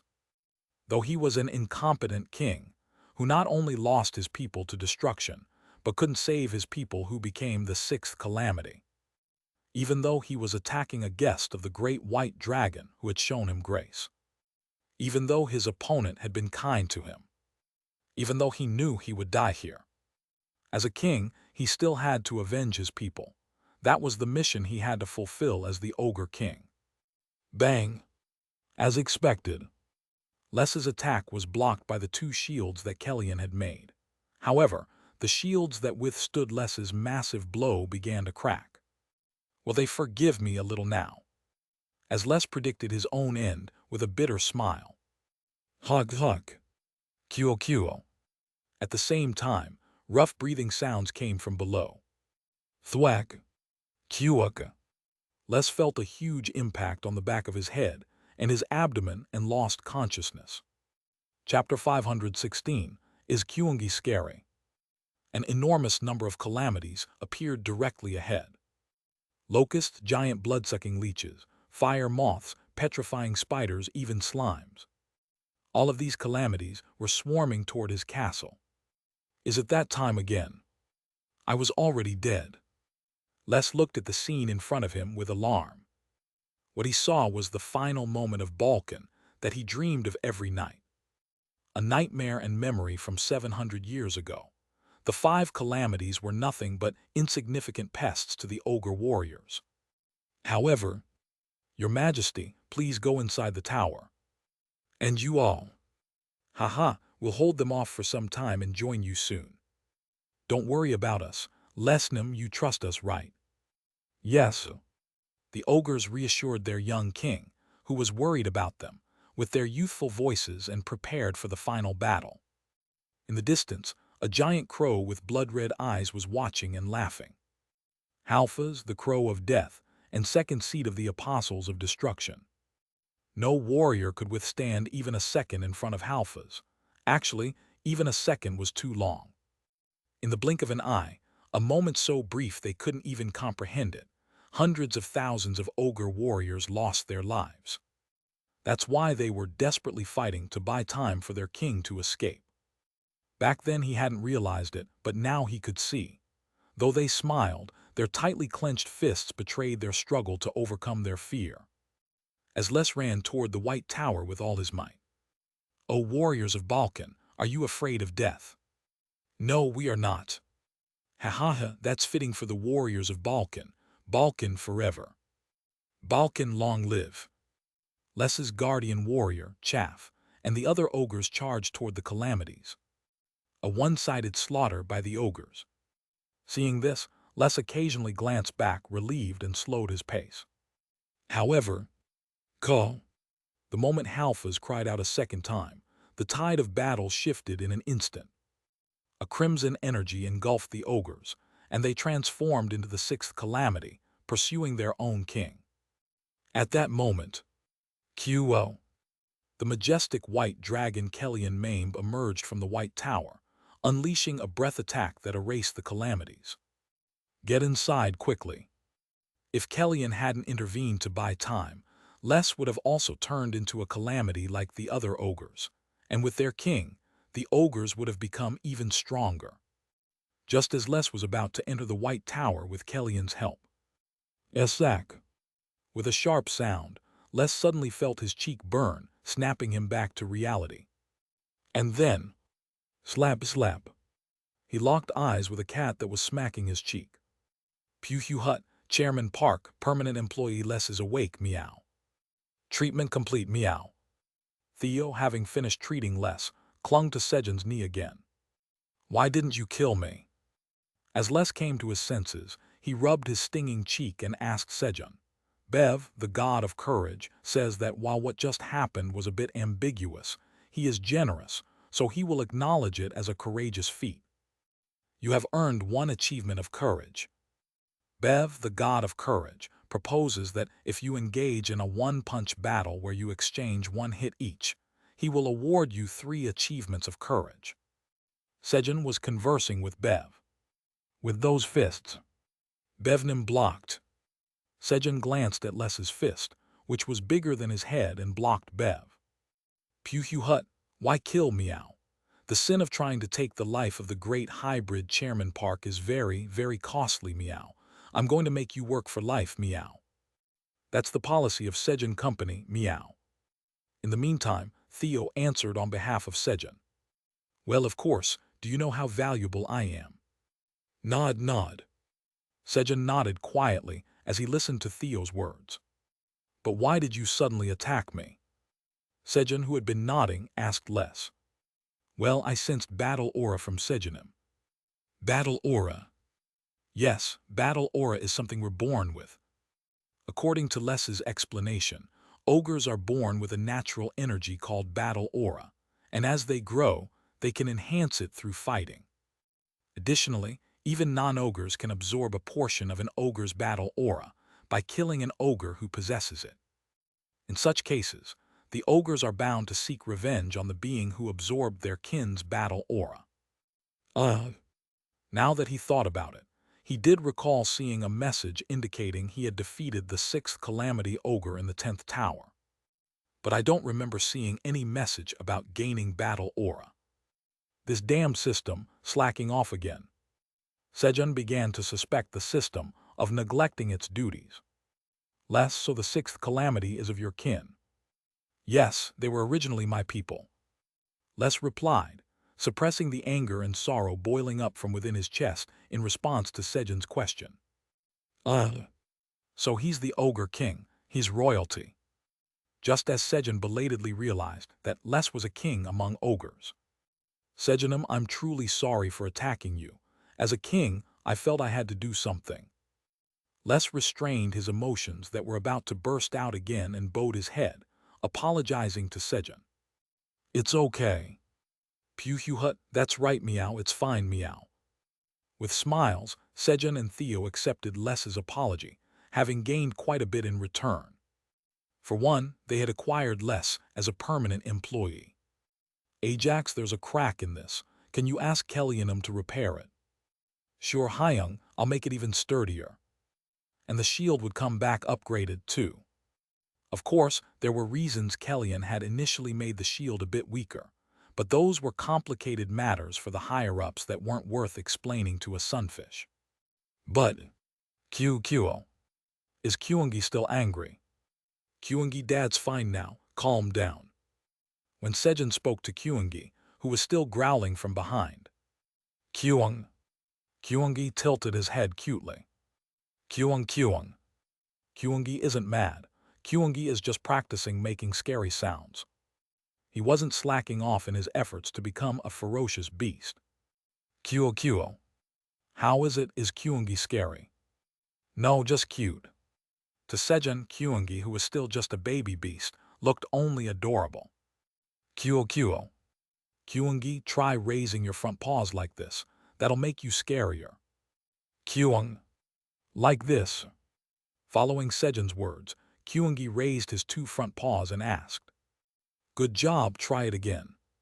Kyuo. PFFFT. What is this? Why did he get even cuter? While trying to hold back his laughter, Sejun.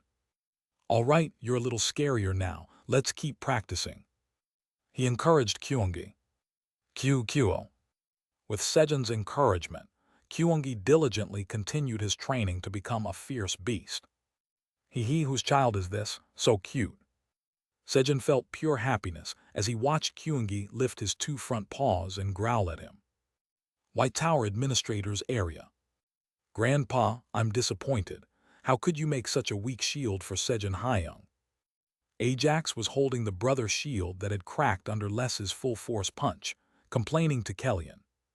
No, it's not like I wanted to make it weak. I don't care, I'm disappointed. Sigh. As Ajax sulked, Kellyan's concern deepened. He could make high-quality equipment anytime. However, what was he supposed to do about Sejun being so weak? The problem lay with the intended wearer of the equipment. If he infused too much magic power, it would become a mere decoration he couldn't wear, or even if he managed to wear it, the unstable magic might cause it to go out of control. Besides, if he made it any stronger, others would start to notice. Originally, he and the other dragons in the 4 Dragon Council had agreed not to give Sejun any more equipment as gifts. After all, Sejun already had a ton of items that were excessively good for his abilities. If Sejun were to equip the gear made by the dragons here, it could cause interference with his other equipment, potentially creating problems for him. Therefore, the shield was deliberately designed with a function to hide in a void space so that the other dragons wouldn't notice. What should I do?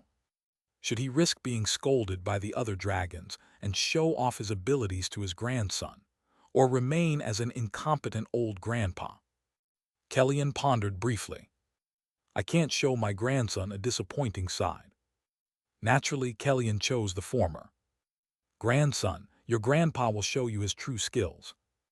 Kellyan melted down both the brothers' shields and infused in an incredible amount of magic power to create a new shield. A much larger and stronger one. Why isn't Ajax coming? Should I call him? Sejun said while applying seasoning to locust skewers. Around Sejun were various dishes he'd prepared while waiting for Ajax, including locust stir-fry stew, fried locust, and locust salad. If the first half of the meat feast was slime meat, then the second half was locust meat. Sizzle. As Sejun was grilling the seasoned locust skewers. Hyung, I convinced Grandpa to change it to a stronger shield. Ajax appeared. Thud thud. Carrying two circular shields, each with a diameter of 10 meters. Elder brother shield of dragon horn that protects proudly. Younger brother shield of dragon horn that protects proudly. The names themselves expressed an intent to protect openly, without hiding in void spaces anymore. Additionally, usage restriction. Park Sejun recognized by Kellyan Mame, all stats over 100,000. So, is this telling me not to use it if I'm not capable? The options were as bold as the name suggested. HMPH. Did they think I wouldn't be able to use it? Land moving. Sejun erected 4 pillars and then said, Ajax, place the shields on top of these. Sure thing, Hyung. Thud. When Ajax placed the shields on the 4 pillars, they formed an excellent roof. Hee, genius. Park Sejun Nim can use everything even if he can't equip it. Sejun looked at the shield's turned roof with satisfaction. Plus, I can use them as defense walls by setting them up in front during dangerous times. I have powers after all. One of his power, insignificant and cowardly plunder, allowed him to take one item within a 100-meter radius without being noticed. Recently, he had discovered an interesting feature of this power. He could retrieve any item in his void space storage, regardless of distance. Additionally, store Theo's leftover giant fish. It was even possible to store items directly into his void space without passing through his hands. Heh, I even used this power to send meat to the Blackie family in my void storage. I truly am a genius. Sejun praised himself with pride. Then, take out Pink Fur's wooden chopsticks. Snap. Here, let's use this. Thank you. Sejun took out a giant pair of wooden chopsticks from his void storage and handed them to Les. All right, let's dig in. And so, Sejun and his companions began the second half of their meat party. Kyung. As expected, Dad's cooking is all delicious. I told you, Sejun Hyung's cooking is the best. It's truly delicious. After taking a break to digest the slime meat, the group quickly devoured the locust dishes that Sejun had prepared. You have consumed the seasoned locust skewer. All stats increased by 1. Their stats rapidly increased, making them stronger. Thanks to Sejun's title, one who cooks calamities, cooking with the first calamity, the locust, raised his stats. Sejun himself gained stats by eating the dishes. You have consumed the locust stir-fry stew. All stats increased by 3. The potential of all stats has reached its limit. No further stats can be absorbed. Excess stats will be returned to nature. Except for the 4 main stats, your soul is filled with praise.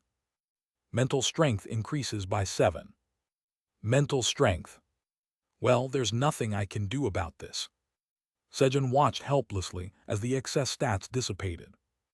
At least with items, he could find ways to use them even if he didn't meet the requirements, but there was no way to stop the stats from vanishing. Still, I'll eat it because it's delicious. Unfazed by the disappearing stats, Sejun continued to enjoy his locust dishes. Excess stats will be returned to nature. Of course, the more he ate, the more stats Sejun returned to nature.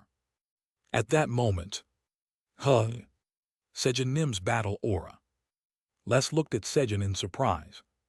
A portion of the stats Sejun was returning to nature was being absorbed into his battle aura, gradually strengthening it. Chapter 517. We still need Theo tilde Nim. The 27th floor of the Brown Tower. Step. It become quite desolate. As he set foot on the floating island in the sky, Amur commented, "Well, considering she defended this place alone against the apostles of destruction. In this state, it could even be said that it was holding up remarkably well." Step. Amur walked slowly toward the temple of the Creator God in the center of the island. That used to be the table where I'd have a drink with Mac. And over there was Hattie's laboratory. Recalling traces of his vanished comrades. Following those traces as he walked, Amur soon arrived at the flower garden that Emilia used to tend. The garden had grown much smaller, and the variety of crops had diminished, but it exuded even more vitality than before. "Amur, you're finally here." Emilia Ibens, the first apostle of the Creator God, welcomed Amur with a warm voice as she emerged from the temple.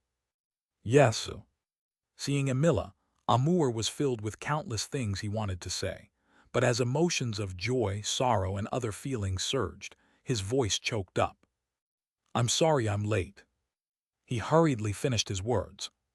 "No, you're not too late. The real fight begins now. Are we crossing over into the land of destruction again?" At Emilia's words, Amur's eyes sparkled as he asked. In his eyes, prepared to burn everything, including his own life, there was not a hint of hesitation. At that moment, "Indeed," a voice answered from within the Creator God's temple instead of Emilia. The voice carried an undeniable power that could not be defied. This voice, Step. Amur Lange, the second apostle of creation, greets the exalted Creator God. Knowing who the voice belonged to, Amur quickly knelt toward the temple of the Creator God, paying his respects. "Amur, thank you for coming back to us. Forgive me for showing such a shameful side. It's all right, everyone needs rest at times." "Thank you." At the creation God's benevolent voice, Amur felt some of the guilt remaining in his heart melting away. "Thanks to your efforts, we've been able to buy enough time. Time for a miracle to happen." The apostles of creation had gone beyond the black moon, constantly subduing the forces of destruction, preventing destruction from quickly gaining strength. During that time, the Creator God healed the wounds inflicted by destruction. No, it was more like staying alive rather than healing, trying to stay alive as long as possible for the time remaining as the Creator God. If the Creator God perished, destruction would begin its unchecked reign. Thus, the Creator God fought desperately to avoid vanishing.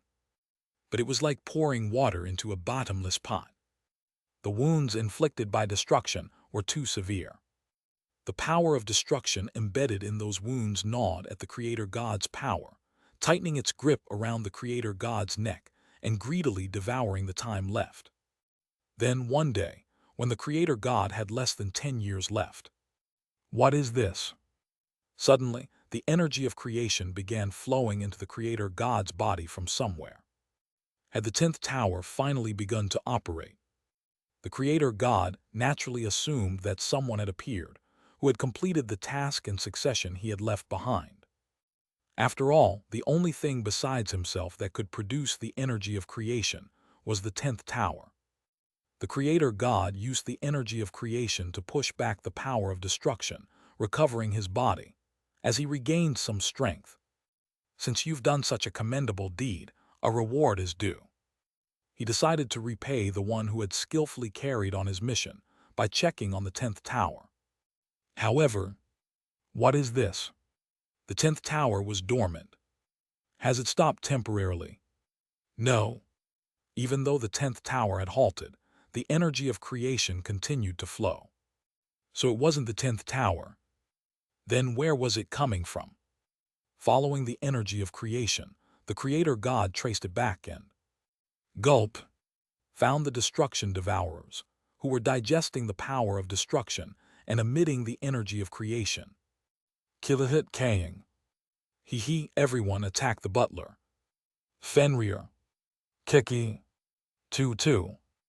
Hey, could you guys please spit the seeds on my palm instead of my face? For some unknown reason, he discovered Sejun, who was raising Fenrir, the god-hunting wolf and first seed of the Apostle of Destruction, who had now become the third Apostle of Creation. On closer inspection, it seemed that Fenrir wasn't the only Apostle of Destruction. Is this guy? Where did someone like him come from? A being who wasn't even on the Creator God's list of expectations. What is this? Why are his abilities like this? His abilities were so trivial that it would be difficult to grant him anything. I'm going to keep living this comfortably. I absolutely won't face any hardships. He had a strange sense of defiance. And then, by the way, do you know anything about the Creator God who ran away after just building the tower? Crucially, he had no respect whatsoever for the Creator God. No wonder he wasn't on the list of expectations. No, wait. The last part was Park Sejun's fault. It was the fault of whoever spread those strange rumors. I swear I'll find that person and crush them. What? When the once kind voice of the Creator God suddenly turned fierce. What's going on? Amur, who had been paying his respects, was startled. Creator God, I think he ran away. At the same time, Amur recalled his response to the dragon leaders who had once asked him about the whereabouts of the Creator God. At that time, he had been so exhausted that he'd blurted it out in anger without realizing it. The Creator God probably doesn't know, right? Looking cautiously at the temple where the Creator God resided, Amur thought there was no way he'd be caught. I wonder if Iona understood the things I taught her. He thought of Iona, whom he'd met before coming here. At that moment, Apostles of Creation, activate the waypoint to the land of destruction. Yes, yes. At the Creator God's command, Emila and Amur entered the temple, where a black crystal awaited. A waypoint that could lead them to the land of destruction, governed by destruction.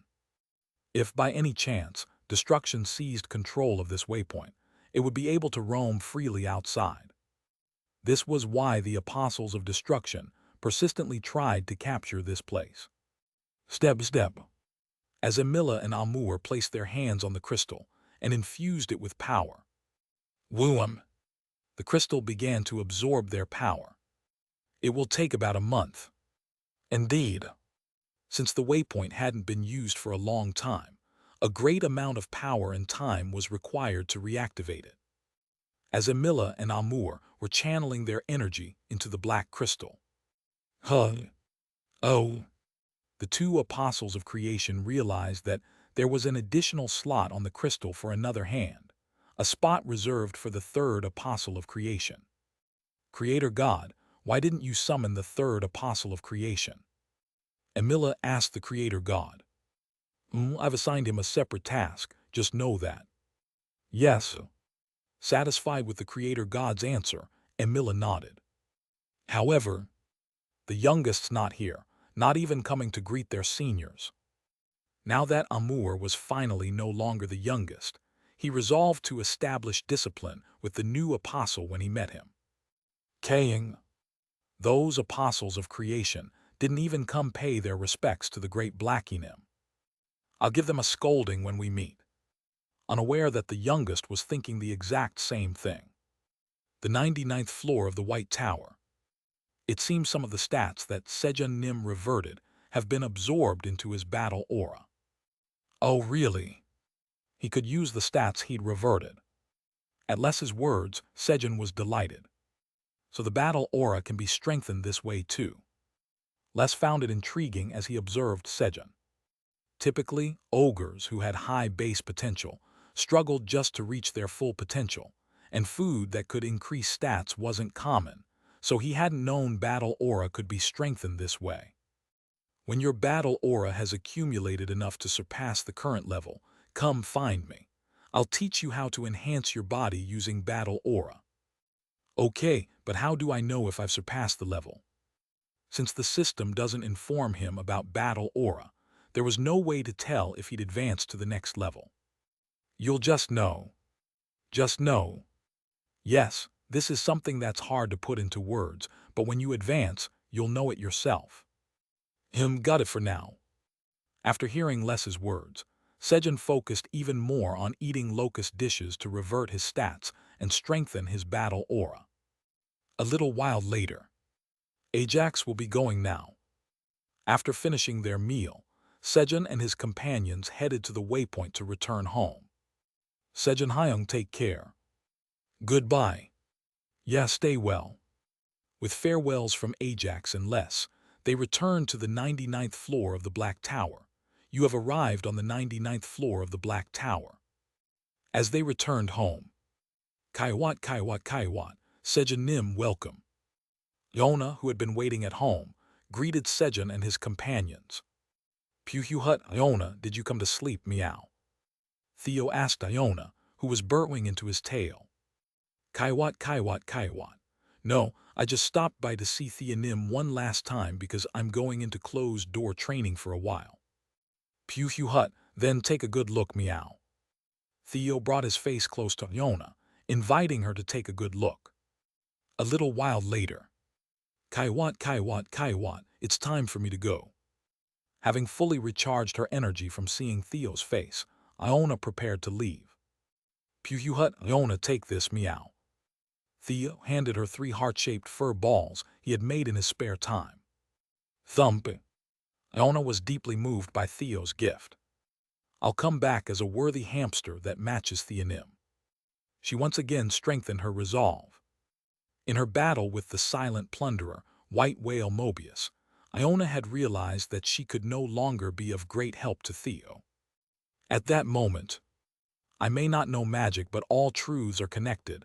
Let me teach you a few things. They'll be helpful.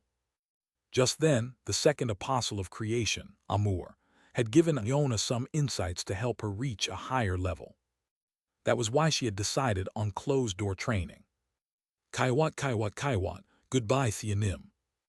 With a final farewell to Theo, Iona returned to the wizard tower in the Black Tower. Kaiwat, they're all done for. O power of dimensions, O power of magic, by my command block everything, dimension shield.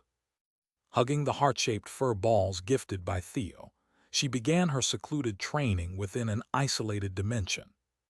The 51st floor of the Black Tower. Pio.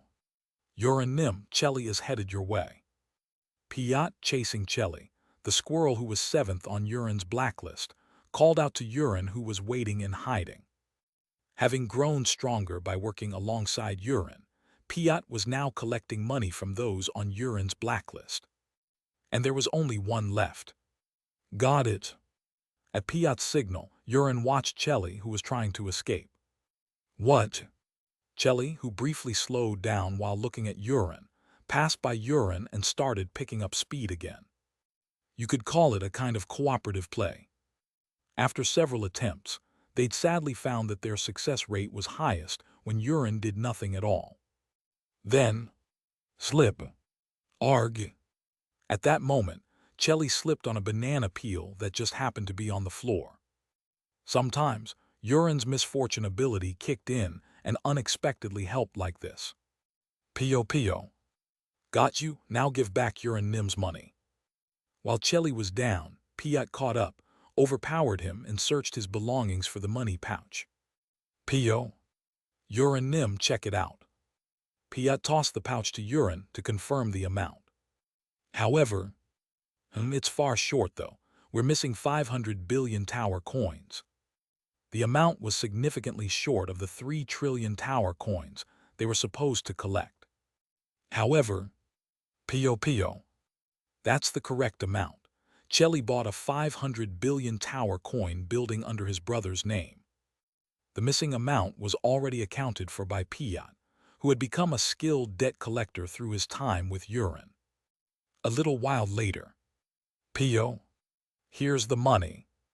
Piat sold the land deed for the building and handed half of the proceeds, 250 billion tower coins, to Urin. Thanks. Swoosh. Yuhiha. With the money in hand, Urin crossed off the last name on his blacklist. Finally, I can go home. Now, all that remained for Urin was a triumphant return home. For now, let's head to the 99th floor of the tower. Pio? Yes. With light steps, the two began ascending the tower. But, Grayeg! A monstrous roar echoed from afar, growing closer. Pio? Of course it couldn't be that easy. Piot grumbled as he prepared for battle. And getting home is going to be even tougher than this, right? They were already encountering so many monsters, so it was clear that the journey to the top and eventually home would be a perilous one. We still need Theonim. Urin resolved that he absolutely had to bring Theo along when he went home. That day, while climbing to the 99th floor of the tower, Urin encountered monsters a total of 48 times. It was nearly one encounter per floor. Chapter 518, Peacebeast Spins. It goes round and round. 99th floor of the Black Tower. Pip pip, good night everyone. Having slept well, Peacebeast started its activities. As usual, it headed to the kitchen to eat some fruit. Pip pip open. I'll use this one day to go on journey with Sejun Nim. Peacebeast, dreaming of the day it would travel through dimensions with Sejun, continued to open and close the dimensional gate, gradually increasing its size. As it was exploring various dimensions, pip pip, that's meat that will make Sejun Nim stronger. It discovered locusts that had invaded a world called Scudo. I have to take these. Peacebeast couldn't miss out on Sejun's nutritional supplements. Poog poog poog. It planted a bunch of sturdy blade green onion leaves in areas where the locusts were visible. While it could have attacked directly, that would damage the locust corpses and require it to pick them up one by one. After planting the green onion leaves, Peacebeast moved to a quiet spot and started practicing its self-created skills. Ultimate Peacebeast Spin, Peacebeast Driver, Peacebeast Super Drill. It tried out various names that suited the new skills it was developing. After several hours of intense training and skill nomming. However, pip pip, I don't like any of these names. It couldn't come up with a satisfying skill name. Peacebeast wanted to perfect the skill names and show them to Sejun, but it's hard doing this alone. I'll have to ask Sejun Nim to name the skills. Eventually, it decided to ask Sejun, who had excellent talent in nomming things. The thought of Sejun creating names for its new skills made Peacebeast excited. Pizza. I'm so happy. A pinkish smile spread across Peacebeast's face. Maybe it hadn't liked the names from the start, because it wanted Sejun to name them all along. Pip pip, I should head back now. After finishing its training, Peacebeast returned to the area where it had planted the green onion leaves. There, it found locusts that had died from eating the sturdy blade green onion leaves. And then, the great god of green onion has sent the holy green onion to eradicate evil for us. Thank you, great green onion god. O great green onion god, please have mercy and send us more green onions. Beside the area where the green onions were planted, the cute Scudo tribe, a race of dwarfish, chubby creatures, were bowing and praying towards the green onions that Peacebeast had planted. Pip pip, those green onions were sent by Park Sejun Nim. Peacebeast quickly stepped forward to correct the misunderstanding. Pip pip, by the way, I am Sejun Nim's subordinate Peacebeast. It even emphasized its relationship with Sejun. O great Park Sejun Nim, please protect us. O great Park Sejun Nim's subordinate, Peacebeast Nim, please bless us with green onions. Thanks to this, the Scudo tribe began to revere both Sejun and Peacebeast, worshipping Sejun as their protector deity. Thus, Peacebeast successfully established Sejun as the guardian deity of Scudo. It planted green onions around the Scudo tribe's village and took care of the surrounding locusts. Pip pip, if we put locust meat through this hole, Sejun Nim will be delighted. Peacebeast instructed the Scudo tribe to prepare the locust meat and pass it through the dimensional gate. A few hours later, on the 99th floor of the Black Tower, a huge pile of locust meat had accumulated. Pip pip, today too, I've collected lots of meat today that will make Sejun Nim stronger. Peacebees looked at the mountain of locust meat with a pleased tone. And then, pip pip, I need to get Sejun Nim to name my skills. Back home, Peacebees waited for Sejun to wake up, but Berorong. It fell asleep, dozing off before it knew it. All right. Sejun woke up energetically as usual. 300,000 residents of Scudo have elected you as the guardian deity of Scudo. Your divinity is insufficient to become the guardian deity of Scudo. Please designate a proxy guardian deity to become the guardian deity of Scudo in your place. You can revoke proxy guardian deity status at any time. Hezeli.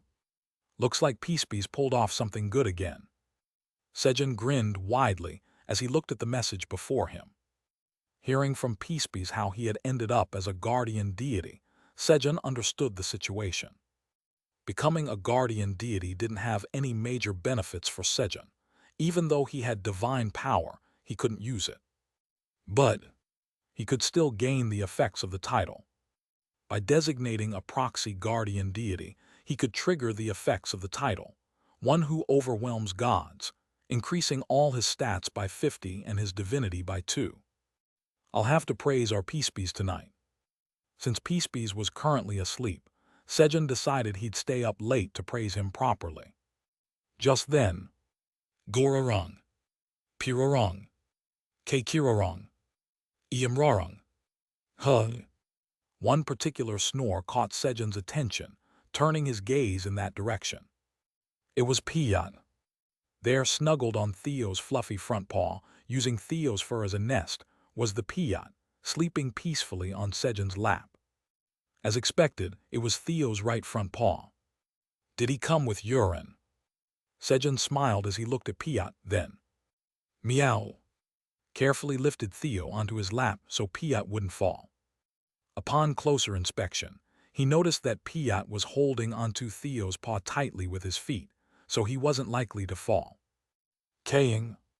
Next, Sejun put the Blackie family into his sling bag. Swish. Drawing a line on the wall, he began his morning routine on the 465th day of entering the tower. As Sejun left the bedroom, Urorong. He heard Urine snoring from the guest room. So they did come together after all. Sejun quietly closed the front door, careful not to wake Urine, and stepped outside. Then, wow, is all of this locust meat? Before him stood a huge mountain of locust meat that Peacebees had brought. And there was a sign in front of the mountain.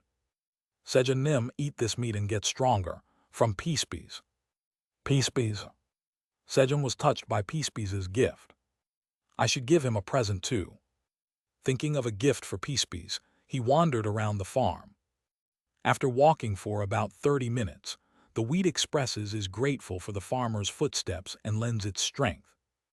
The effect of great blessing of the crop's master activates, increasing the potential of your magic power stat from 7167 to 7177. The wheat thanked Sejun, boosting his potential. The wheat given by Cecilia didn't have any special abilities, so it was simply called wheat. Step. With his potential increased, Sejun kept walking, and when his strength potential rose again. Kyungi, who had just woken up, came looking for Sejun. Kyungi, did you sleep well? Kyungi responded, clinging to Sejun's side like a piece of gum and rubbing his face against Sejun to soak in his scent. Kyuhiha. As Sejun petted Kyungi's head and strolled around the farm. Flap. Pio. Sejun Nim, good morning. Piat, who had also woken up, flapped his wings energetically, rising to eye level with Sejun and greeting him. Yeah, did you sleep well? Pio. Yes. Piat answered Sejun's question with an energetic voice. Mew Puhut, Chairman Park, I slept well too, meow. Theo stretched and replied just as energetically. Good. When Sejun patted Theo's head after he woke up. Meow. Theo rubbed his head enthusiastically against Sejun's hand. Pio. Theonim, please use this. Piat offered a pouch of money, about the size of his body, to Theo. It was the pouch of money Piat had collected as a commission from capturing debtor on Urin's blacklist. Hut, thank you, Piat, meow. Just as Sejun stroked Piat's head like he had with Theo, Theo petted Piat's head and opened the pouch. Then, meow, why is there so much money in here, meow? Inside was nearly 10 trillion tower coins. Theo was shocked at the amount of money in the pouch he received. Pio, I got all the people on Urin Nim's blacklist. Pipioham. Piat puffed out his chest with pride. Meow, you caught everyone on the blacklist, meow. Pio. Yes, didn't I do well? Hut, Chairman Park here, take this money, meow. Piat, you did an excellent job, meow. As a special reward, I grant you a 3-hour pass to ride on Vice Chairman Theo's head, meow. After handing the pouch of money to Sejun, Theo lifted Piat onto his head. Pio. Really, I can ride on Theonim's head. I'm so honored. Piat was deeply moved, perched on Theo's soft, fluffy head. Hut, finally we're going to Urin's place, meow. I heard Urin's family got a lot of money, meow. With Piat on his head, Theo had a mischievous grin on his face. Even without Urin's request, Theo had been planning for a while to visit Urin's house. While Theo and Piat were grinning for very different reasons, Sejun headed to the kitchen. When Sejun arrived, he found a neat array of dishes on the table prepared by Sejun #1 clone. White rice, grilled spam, fried eggs, stir-fried potatoes, and other side dishes, all ready just in time. Kyungi, could you go bring Urin? As Sejun asked Kyungi to bring Urin, since Piat was happily perched on Theo's head. Bang! A loud crash sounded from outside. What? Sejun rushed outside. Our house. Sejun's house had collapsed. And the house collapsed today, Amid the rubble, Urin emerged from the debris as if it was nothing unusual. As expected, Urin, the king of misfortune, had once again started the day with misfortune. A short while later, using his skill, Sejun rebuilt the house, and the group sat down to eat breakfast. Kyung. Putting spam on rice, and then a fried egg on top is delicious. It's also tasty if you put spam on the spoon, then add rice on top, and then another layer of spam.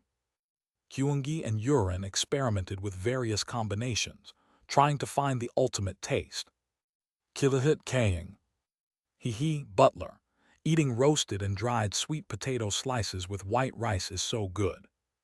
For the Blackie family, roasted and dried sweet potato slices were always the main dish. And Hut, Chairman Park, the grilled fish you made is delicious, meow. Pio. I love peanuts so much. For Theo and Piat, grilled fish and peanuts were a must. As the group continued to enjoy their meal, you have consumed 100,000 grains of rice. The rice as medicine effect has been triggered. Your total stats will randomly increase by 100, randomly distributed among strength, stamina, agility, and magic.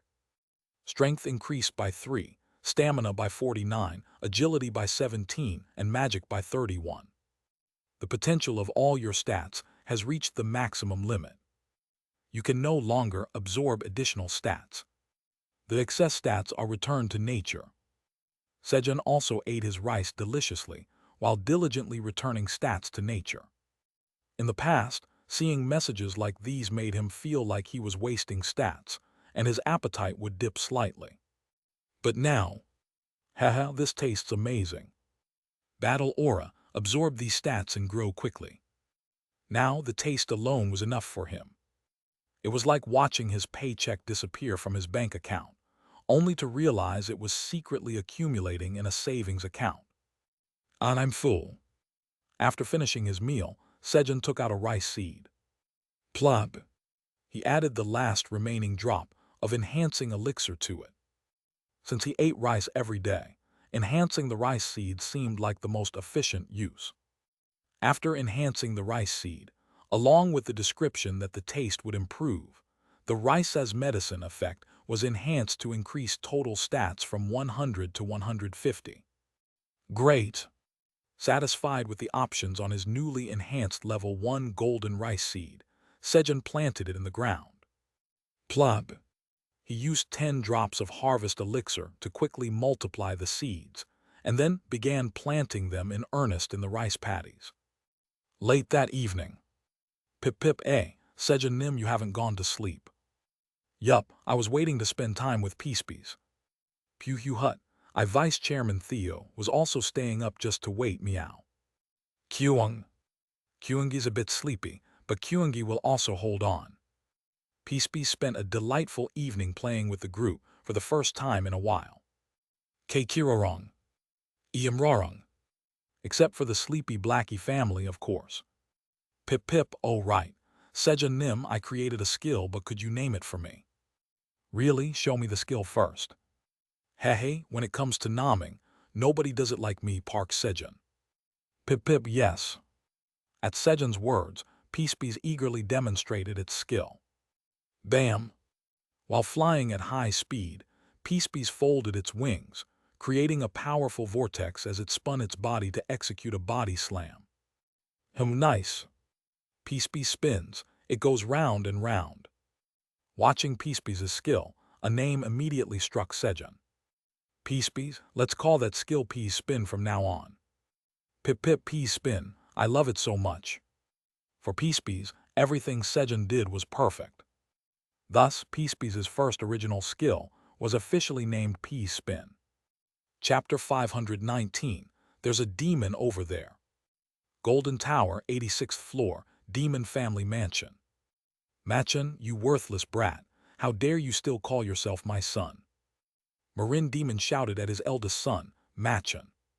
Initially, Marin was overjoyed to see Machin return home as a legendary merchant. However, what? You became an underling to the Black Tower's legendary merchant. Yes, I went after Urin, but Machin had fallen to the status of another merchant's subordinate. On top of that, still, Theonim made both me and Majin into legendary merchants, and he treats us well, so. He had forgotten his duty to rule the Golden Tower, and was instead grateful for the kindness of another tower's legendary merchant. Urin will be coming back soon. He has recovered almost all the money he was scammed out of. With a carefree expression, Machin delivered the news of Urin's return. If Urin came back, he would undoubtedly be confirmed as the next head of the demon family. But, eek, no way. Marin couldn't accept it. Though he himself never became head, he was determined to make his son the head and give him a happy life. That was Marin's goal. A goal filled with Marin's own ambitions, ignoring the wishes of Machin and Majin. I will make my son the head of the demon family, no matter what. Bang! Leaving Machin behind, Marin hurriedly went outside and summoned the troops. He ordered his subordinate to bring in the secret forces he had raised on another floor. Wouldn't it work if Urin doesn't return? Marin intended to deal with Urin before he could enter the demon family estate. Father, please let go of your obsession with becoming the family head. Machin watched his father through the window, still unable to let go of his obsession as he busily gave orders to his subordinates, with a pitying expression. There's a demon over there. An evil demon that will stamp his seal, no matter what trick you try. You'll understand if you experience it. Remembering Theo, who held a seal in hand and grinning wickedly, Machin shuddered involuntarily. 99th floor of the Black Tower. As dawn began to break. Pip pip, Sejunim, then I'll go to sleep now. All right, sleep well. Pew Hut, sleep tight, Peacebees, meow. Berorong. Peacebees, who had been up all night playing with Sejun and Theo, clung to Sejun's back and fell asleep. And Kurorong. Kyungi, who had fallen asleep halfway through, was hanging off Sejun's side. Step. With a few hours left before breakfast, Sejun wandered around the farm, raising up his potential. Pew Hut, Staying up all night and playing with Chairman Park is nice, meow. Theo said, looking both drowsy and content. But you're always by my side anyway. What's the difference? Pew Hut, it's different, meow. So what's different? Pew Hut, well. Just as Theo was about to answer. Flap flap. The black dragon statue flew towards Sejun. And, Sejun, I'm not rushing you or anything, but I was curious about what dish you'd prepare for the upcoming Dragon Council meeting. He asked Sejun what dish he planned to make for the upcoming third Dragon Council meeting. Dishes. There were still more than 20 days until the meeting. I'm not forcing you, but it would be wonderful if you could make dishes that other dragons haven't seen before, that are both delicious and beautiful enough to make them gasp in amazement. Kaiser's face showed desperate eagerness as he explained the kind of dishes he wanted to the bewildered Sejun. Pew Hut, don't worry, Kaisernim. The great hybrid Chairman Park can do anything, meow. Theo responded confidently to Kaiser. Hey, don't just answer on my behalf. Kaisernim, you haven't already gone around telling the other dragons that I'd make the dish you just mentioned, have you? Sejun asked while covering Theo's mouth. Well, yes, I did mention it. Caught red-handed, Kaiser hesitated momentarily before replying with conviction. I believe in our Sejun. Sending a gaze full of unwavering trust. Kaiser had already bragged extensively to the other dragons that their Sejun would make an absolutely extraordinary dish for the upcoming Dragon Council meeting. You mean dishes they've never seen before that are both delicious and exquisite? Kuahaha, that's right. Just let me know if you need any ingredients. Kaiser nodded enthusiastically in response to Sejun's question. What was I thinking? Watching Kaiser, Sejun reconsidered his plan to prepare the same dishes as the second Dragon Council meeting. Even though he was hosting the council, it was only natural to want to serve better food than at the previous meeting. Besides, Kaiser was Aileen's grandfather. Park Sejun, you fool. You almost threw away this perfect opportunity to score points. He had been too complacent. Kaisernum, leave it to me. I'll make sure to prepare amazing dishes. Kuahaha, thank you. With a hearty laugh, Kaiser left to have another drink by the fountain, his spirits lifted by Sejun's enthusiastic reply. What should I make? Sejun began pondering what kind of dish to prepare. Step. As he wandered around the farm, lost in thought about what dishes to make. Growl. Kyungi, who had woken up from hunger, rubbed his eyes and greeted Sejun with a sleepy good morning. Well, there's still plenty of time. For now, Sejun decided to think about the dishes later and focus on breakfast. Kyungi, let's go eat. Kyung. With Kyungi in tow, Sejun headed to the kitchen. When they arrived, Sejun number 1 was already there, waiting with breakfast prepared as usual. Pew Hut, Chairman Park, grill some fish for me, meow. Sure. Of course, he still had to do some cooking. A short while later, as Theo's grilled fish was ready, everyone began to eat breakfast together.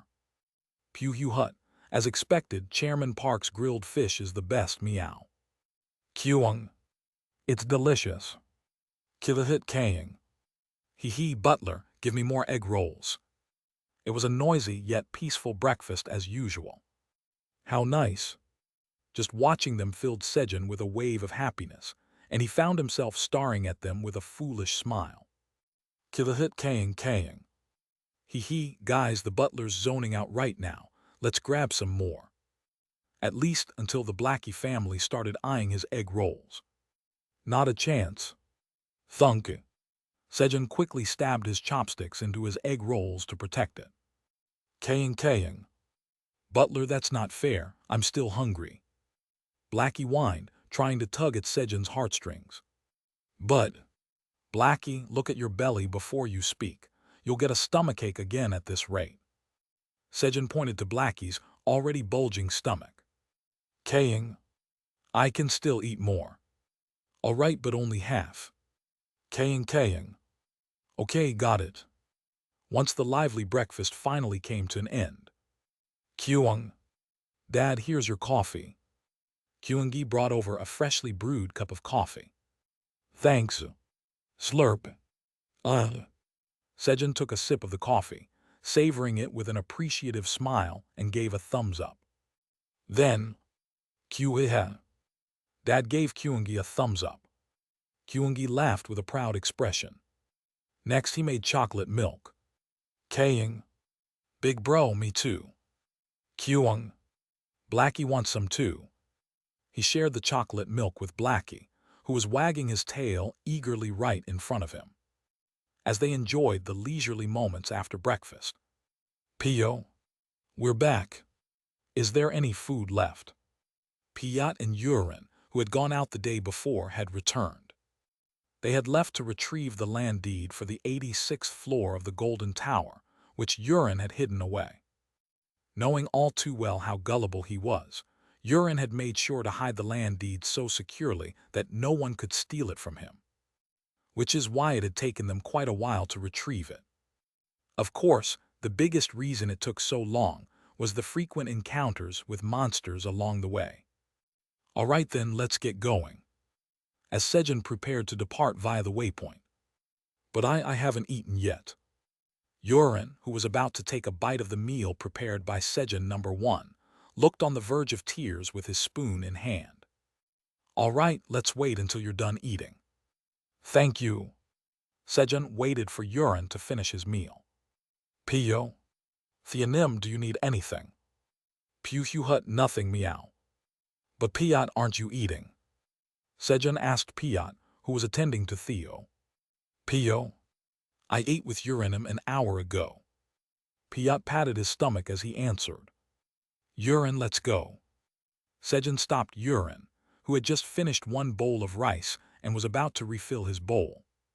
Then, everyone into the void storage. After directing his companions into the void storage. Swish. Sejun unfolded the land deed. The summoning function for the initial engraving of the land deed for the 86th floor farm of Golden Tower has been activated. With this message, Sejun disappeared. Outskirts of destruction. Hundreds of millions of calamities were gathered there.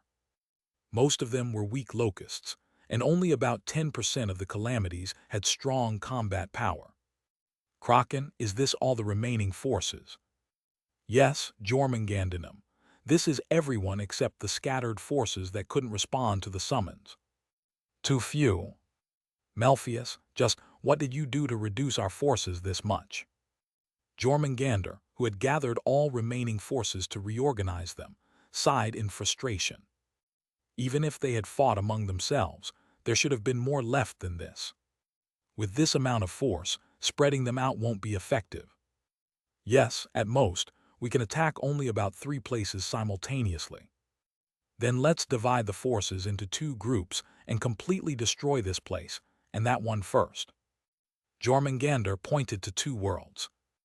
These were Risia, protected by the Blue Tower, and Kanos, guarded by the Red Tower. Crack, as Jormungander infused the power of destruction towards the 2 worlds. Crack, small fissures appeared and calamities, go forth, go and bring destruction to these worlds.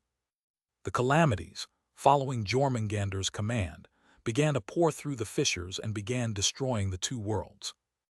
You have arrived at the 86th floor of the Golden Tower. You have moved from the 99th floor, the top of the tower, to the 86th floor. Due to the effects of the title, the one who reached the summit of 5 towers, you gain invincibility for 1 second. There doesn't seem to be any danger. As Sejun quickly scanned his surroundings. Boom! A streak of golden lightning shot down towards Sejun. At that moment, clang! Meow, Chairman Park, I missed you, meow. With a bright smile, Theo leaped out of the void storage and launched himself towards Sejun's face. Crackle! The lightning narrowly missed Theo, who was clinging to Sejun's face, and crash! It struck the ground right next to Sejun. Whoa! Startled by the thunderous noise, Sejun cried out as he tried to pull Theo off his face, completely unaware that the lightning had originally been aimed directly at him. Kyung. Time to recharge the Thunderbolt staff. Kyungi, who had followed Theo out of the void storage, held the Thunderbolt staff up towards the sky, absorbing the surrounding lightning and preventing any further strikes from hitting nearby. Piat and Urin also emerged and began wandering around. Kilahit Kaying. Hey butler, I found something cool, peel this for me. At some point, Blackie had started darting around. Now he came running towards Sejun, proudly carrying a fallen fruit in his mouth. This is. Sejun recognized the fruit Blackie had brought. An oval-shaped green fruit with fine fuzz on its skin. It was a kiwi. Does that mean this is a kiwi farm? As Sejun looked around, he noticed that someone had carefully set up wooden stakes around the kiwi plants to help them grow well. Kaying. Butler, hurry up and open it. All right. The kiwi was fully ripened, so Sejun sliced it open and scooped out small portions with a spoon, sharing it with Blackie and his underlings. And then, Pop, you have harvested a kiwi. Sejun picked 3 kiwis and shared one each with Kyungi and Urin. At that moment, young Master Urin, a green pig, dressed like a farmer, recognized Urin and approached him. Meow. Kyung. Theo and Kyungi immediately tensed up, watching the approaching pig warily. It's all right, he's part of my family. Hello, Uncle Neg. Urin recognized Neg and greeted him as he walked closer. Then a quest has appeared. Quest: defeat or negotiate with the Green Pig family's assassination squad, who recently took over the kiwi farm and reclaimed the ownership of the land. Reward: recognition as the rightful owner of the 86th floor kiwi farm in the Golden Tower. A message appeared in front of Sejun. Just now, assassination squad. As Sejun sensed something was wrong. Swish. Neg suddenly swung a sword at Urin. Clang. Meow. Fortunately, Theo had already positioned himself in front of Urin and intercepted Neg's sword with his dragon claws. Thud. Theo then struck Neg on the back of the head, knocking him out. And then, Hut, since you dared to go after my subordinate Urin's life, you must join Sejun Company, a 10-year contract as a temporary employee. Meow. Stamp, stamp, stamp. Theo pulled out his seal and stamped it on the back of Neg's head 10 times with enthusiasm. What is this? The other members of the assassination squad, shocked by their leader Neg's failed surprise attack, were completely thrown off. Attack! At the order of the vice leader, the hidden Green Pig family assassins charged at Sejun and his companions. Hut. They lost consciousness, their last memory being the sound of a demon's laughter. Chapter 520. The Great Blackie will defeat the kiwi. Tap tap, you have harvested a kiwi. While Theo was busy stamping seals on the back of the Green Pig assassin group's heads, Sejun was harvesting kiwis with Kyungi and Piat. The Blackie family lacked the height and strength needed to pick kiwis, and Urin. Sejunum, let me help too. No, just stay still. Staying still was his way of helping. Whenever Urin got close, unripe kiwis would fall or healthy branches would unexpectedly drop on Sejun's head, causing a series of misfortunes. Urorong. So Urin sat quietly and eventually fell asleep. Kilahit Kaying. The Great Blackie has won. Blackie climbed on the unconscious head of Neg, the Green Pig assassin group's leader, and proudly flaunted his victory. As expected of the Great Blackie in him. Kuruk. Shararang. You're so cool. Ko. Pipiak. Mumu. While receiving praise from his subordinates. After about 10 minutes. Hut. Great Hybrid Chairman Park, I've finished stamping them all. Meow. You have subdued the Green Pig assassin group occupying the kiwi farm. Quest completed. You have been recognized as the rightful owner of the kiwi farm land deed on the 86th floor of the Golden Tower.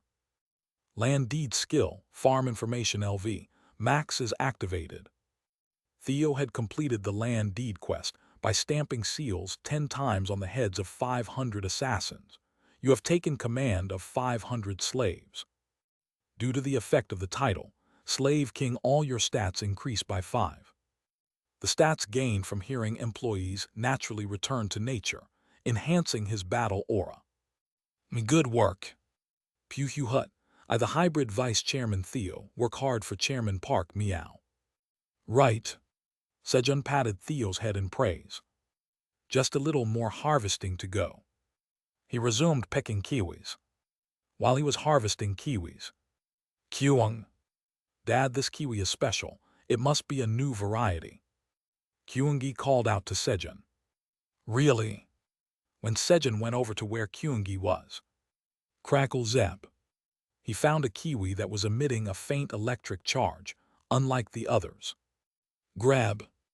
Sejun picked up the electrified kiwi with his bare hands.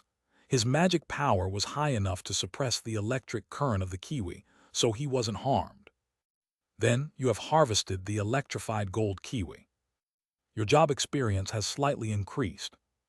Your proficiency in harvesting LV9 has slightly increased. You have gained 100 experience points. You have achieved the achievement of creating a new variety in the tower. Due to your job trait, all stats have increased by 20. A series of messages appeared. It really was a new variety. Kyungi, well done. Kyuiha. After hugging Kyungi tightly to praise him, Sejun checked the options for the gold kiwi. A kiwi grown in the Golden Tower accidentally bore fruit from a kiwi tree that absorbed the Earth's lightning energy. The flesh turned yellow and became sweeter from absorbing lightning energy. Upon consumption, agility increases by 5 and strengthens lightning attribute talent. Cultivator, Black Tower Farmer Park Sejun. Shelf life, 180 days. Grade S. Not bad. Increase in agility, along with an enhancement of lightning attribute talent. It was an option that would benefit both him and Kyungi, who possessed lightning attribute talent. After confirming the kiwi's options, Sejun slice, cut the electrified gold kiwi in half. This is a reward. Since Kyungi found it, I'll let you have the first taste. He handed 1/2 of the gold kiwi to Kyungi. The kiwi had plenty of seeds, so giving Kyungi half wasn't an issue.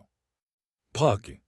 Sejun placed a seed from the remaining half of the gold kiwi, which was buried in the fruit's flesh, into the pouch of abundance crafted with utmost sincerity. Then, swoosh, time until 100 electrified gold kiwi seeds are duplicated. 1 day. Time until 15 Transcendence black beans +2 are duplicated. 1 day. Time until 1 seed of Great Magic Stream is duplicated. 1 day.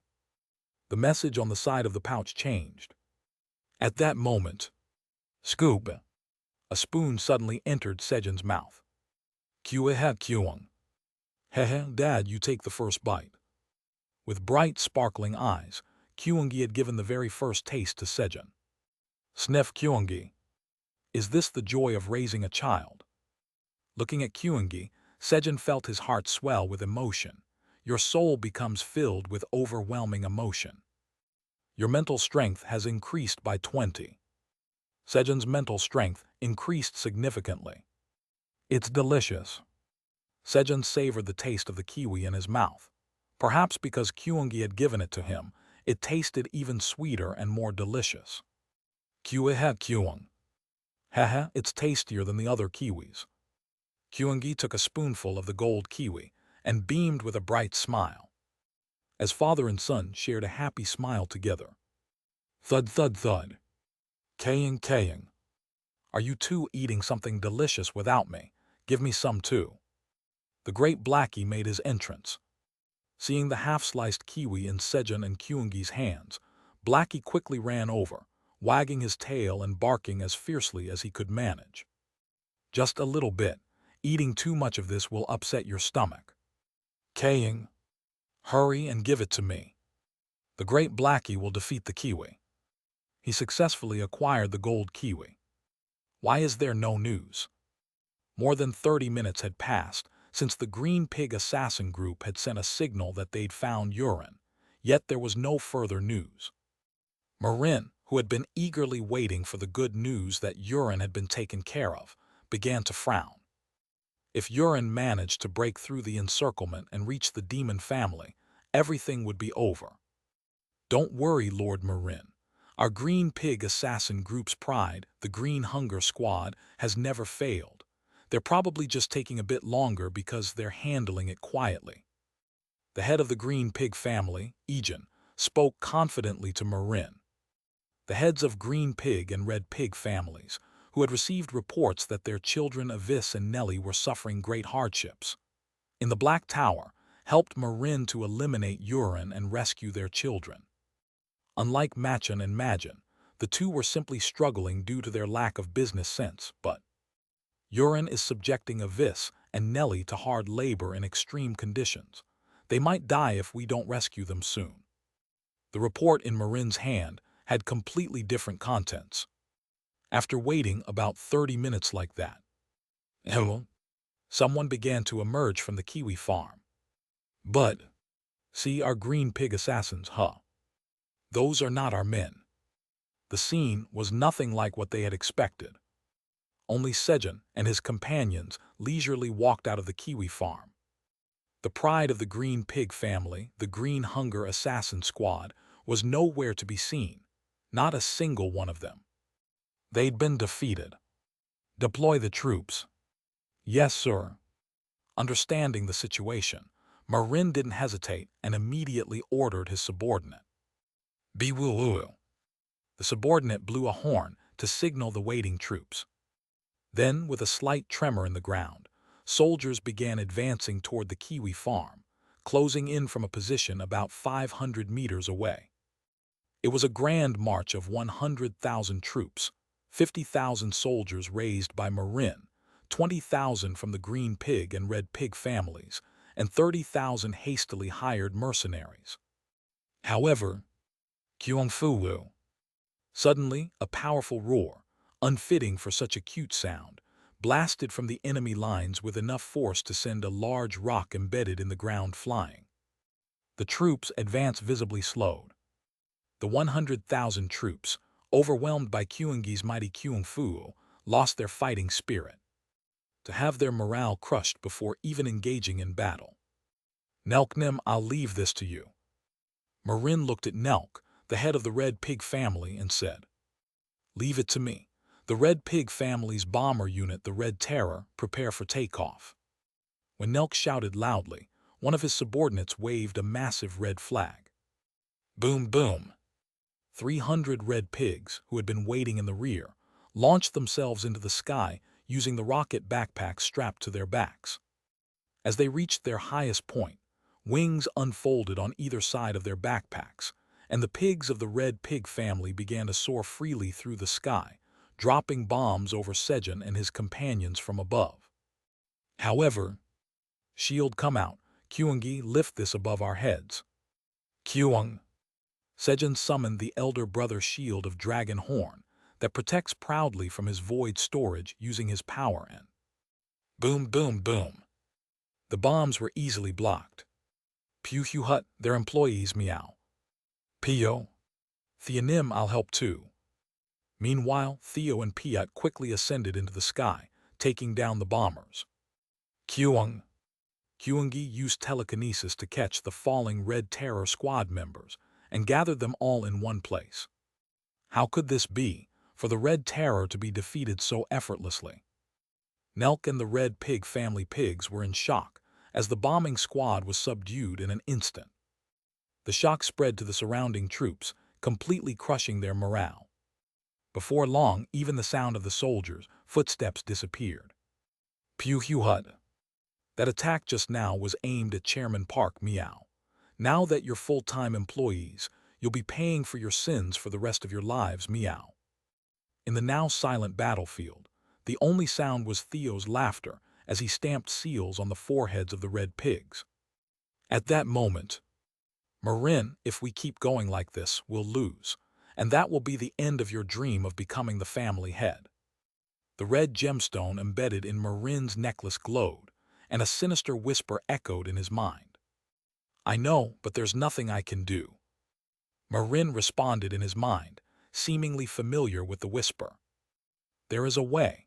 Surrender your body to me, and I will deal with these lowly pests for you. What do you mean by that? Don't want to? Then do you want your children to feel the same emotions you felt? If that's your choice, do as you please. The whisper sneered while stabbing at Marin's heart, and that's... Marin began to waver. Ever since he'd been lost the family head position to his older brother, Yudo, Marin had felt a deep sense of betrayal. Those who had once seemed willing to do anything for Marin had immediately severed ties and flocked to Yudo when Marin failed to become the family head. Marin felt as if he'd fallen to rock bottom, no, even deeper. With his chances of becoming family head gone, he had become worthless. It was then that he encountered the necklace he now wore. Look at your brother Yudo, Marin. Doesn't it enrage you that someone with less ability than you is sitting in the family head position? You want your children to feel the same bitterness you did. The being within the necklace had fed on Marin's jealousy and resentment, whispering to him that he must secure the family head position for his children. Just then, when a gap in the next family head position started appearing due to Urin's foolish actions, those who had once turned their backs on Marin began to approach him again, pretending as if nothing had ever happened, suggesting that either of his sons, Machun or Majin, should become the next family head. Marin, if you don't become the family head, you'll be cast aside. Don't let your children experience the same sense of worthlessness. The whispers from the necklace drove Marin to an obsessive pursuit of the family head position. And now, fine, I'll offer up my body. Driven by his obsession, Marin finally resolved to sacrifice even his own body for the sake of becoming the family head. As soon as Marin consented, Kyukuku, Marin demon, a good choice. With a chillingly delighted whisper, a crimson energy began to seep from the necklace, consuming Marin's body. I am Silaut, the demon king of envy and jealousy. In accordance with our contract, I'll take your body and soul. It's been amusing watching you chase empty dreams. What? This I rescinded. Give me back my body. Kyukuku, regret always comes too late. With that, Silaut subdued Marin's soul. Kyukuku, I Silaut, demon king of envy and jealousy, have returned. The pink pig's eyes turned a menacing red, and it smirked with a sinister grin.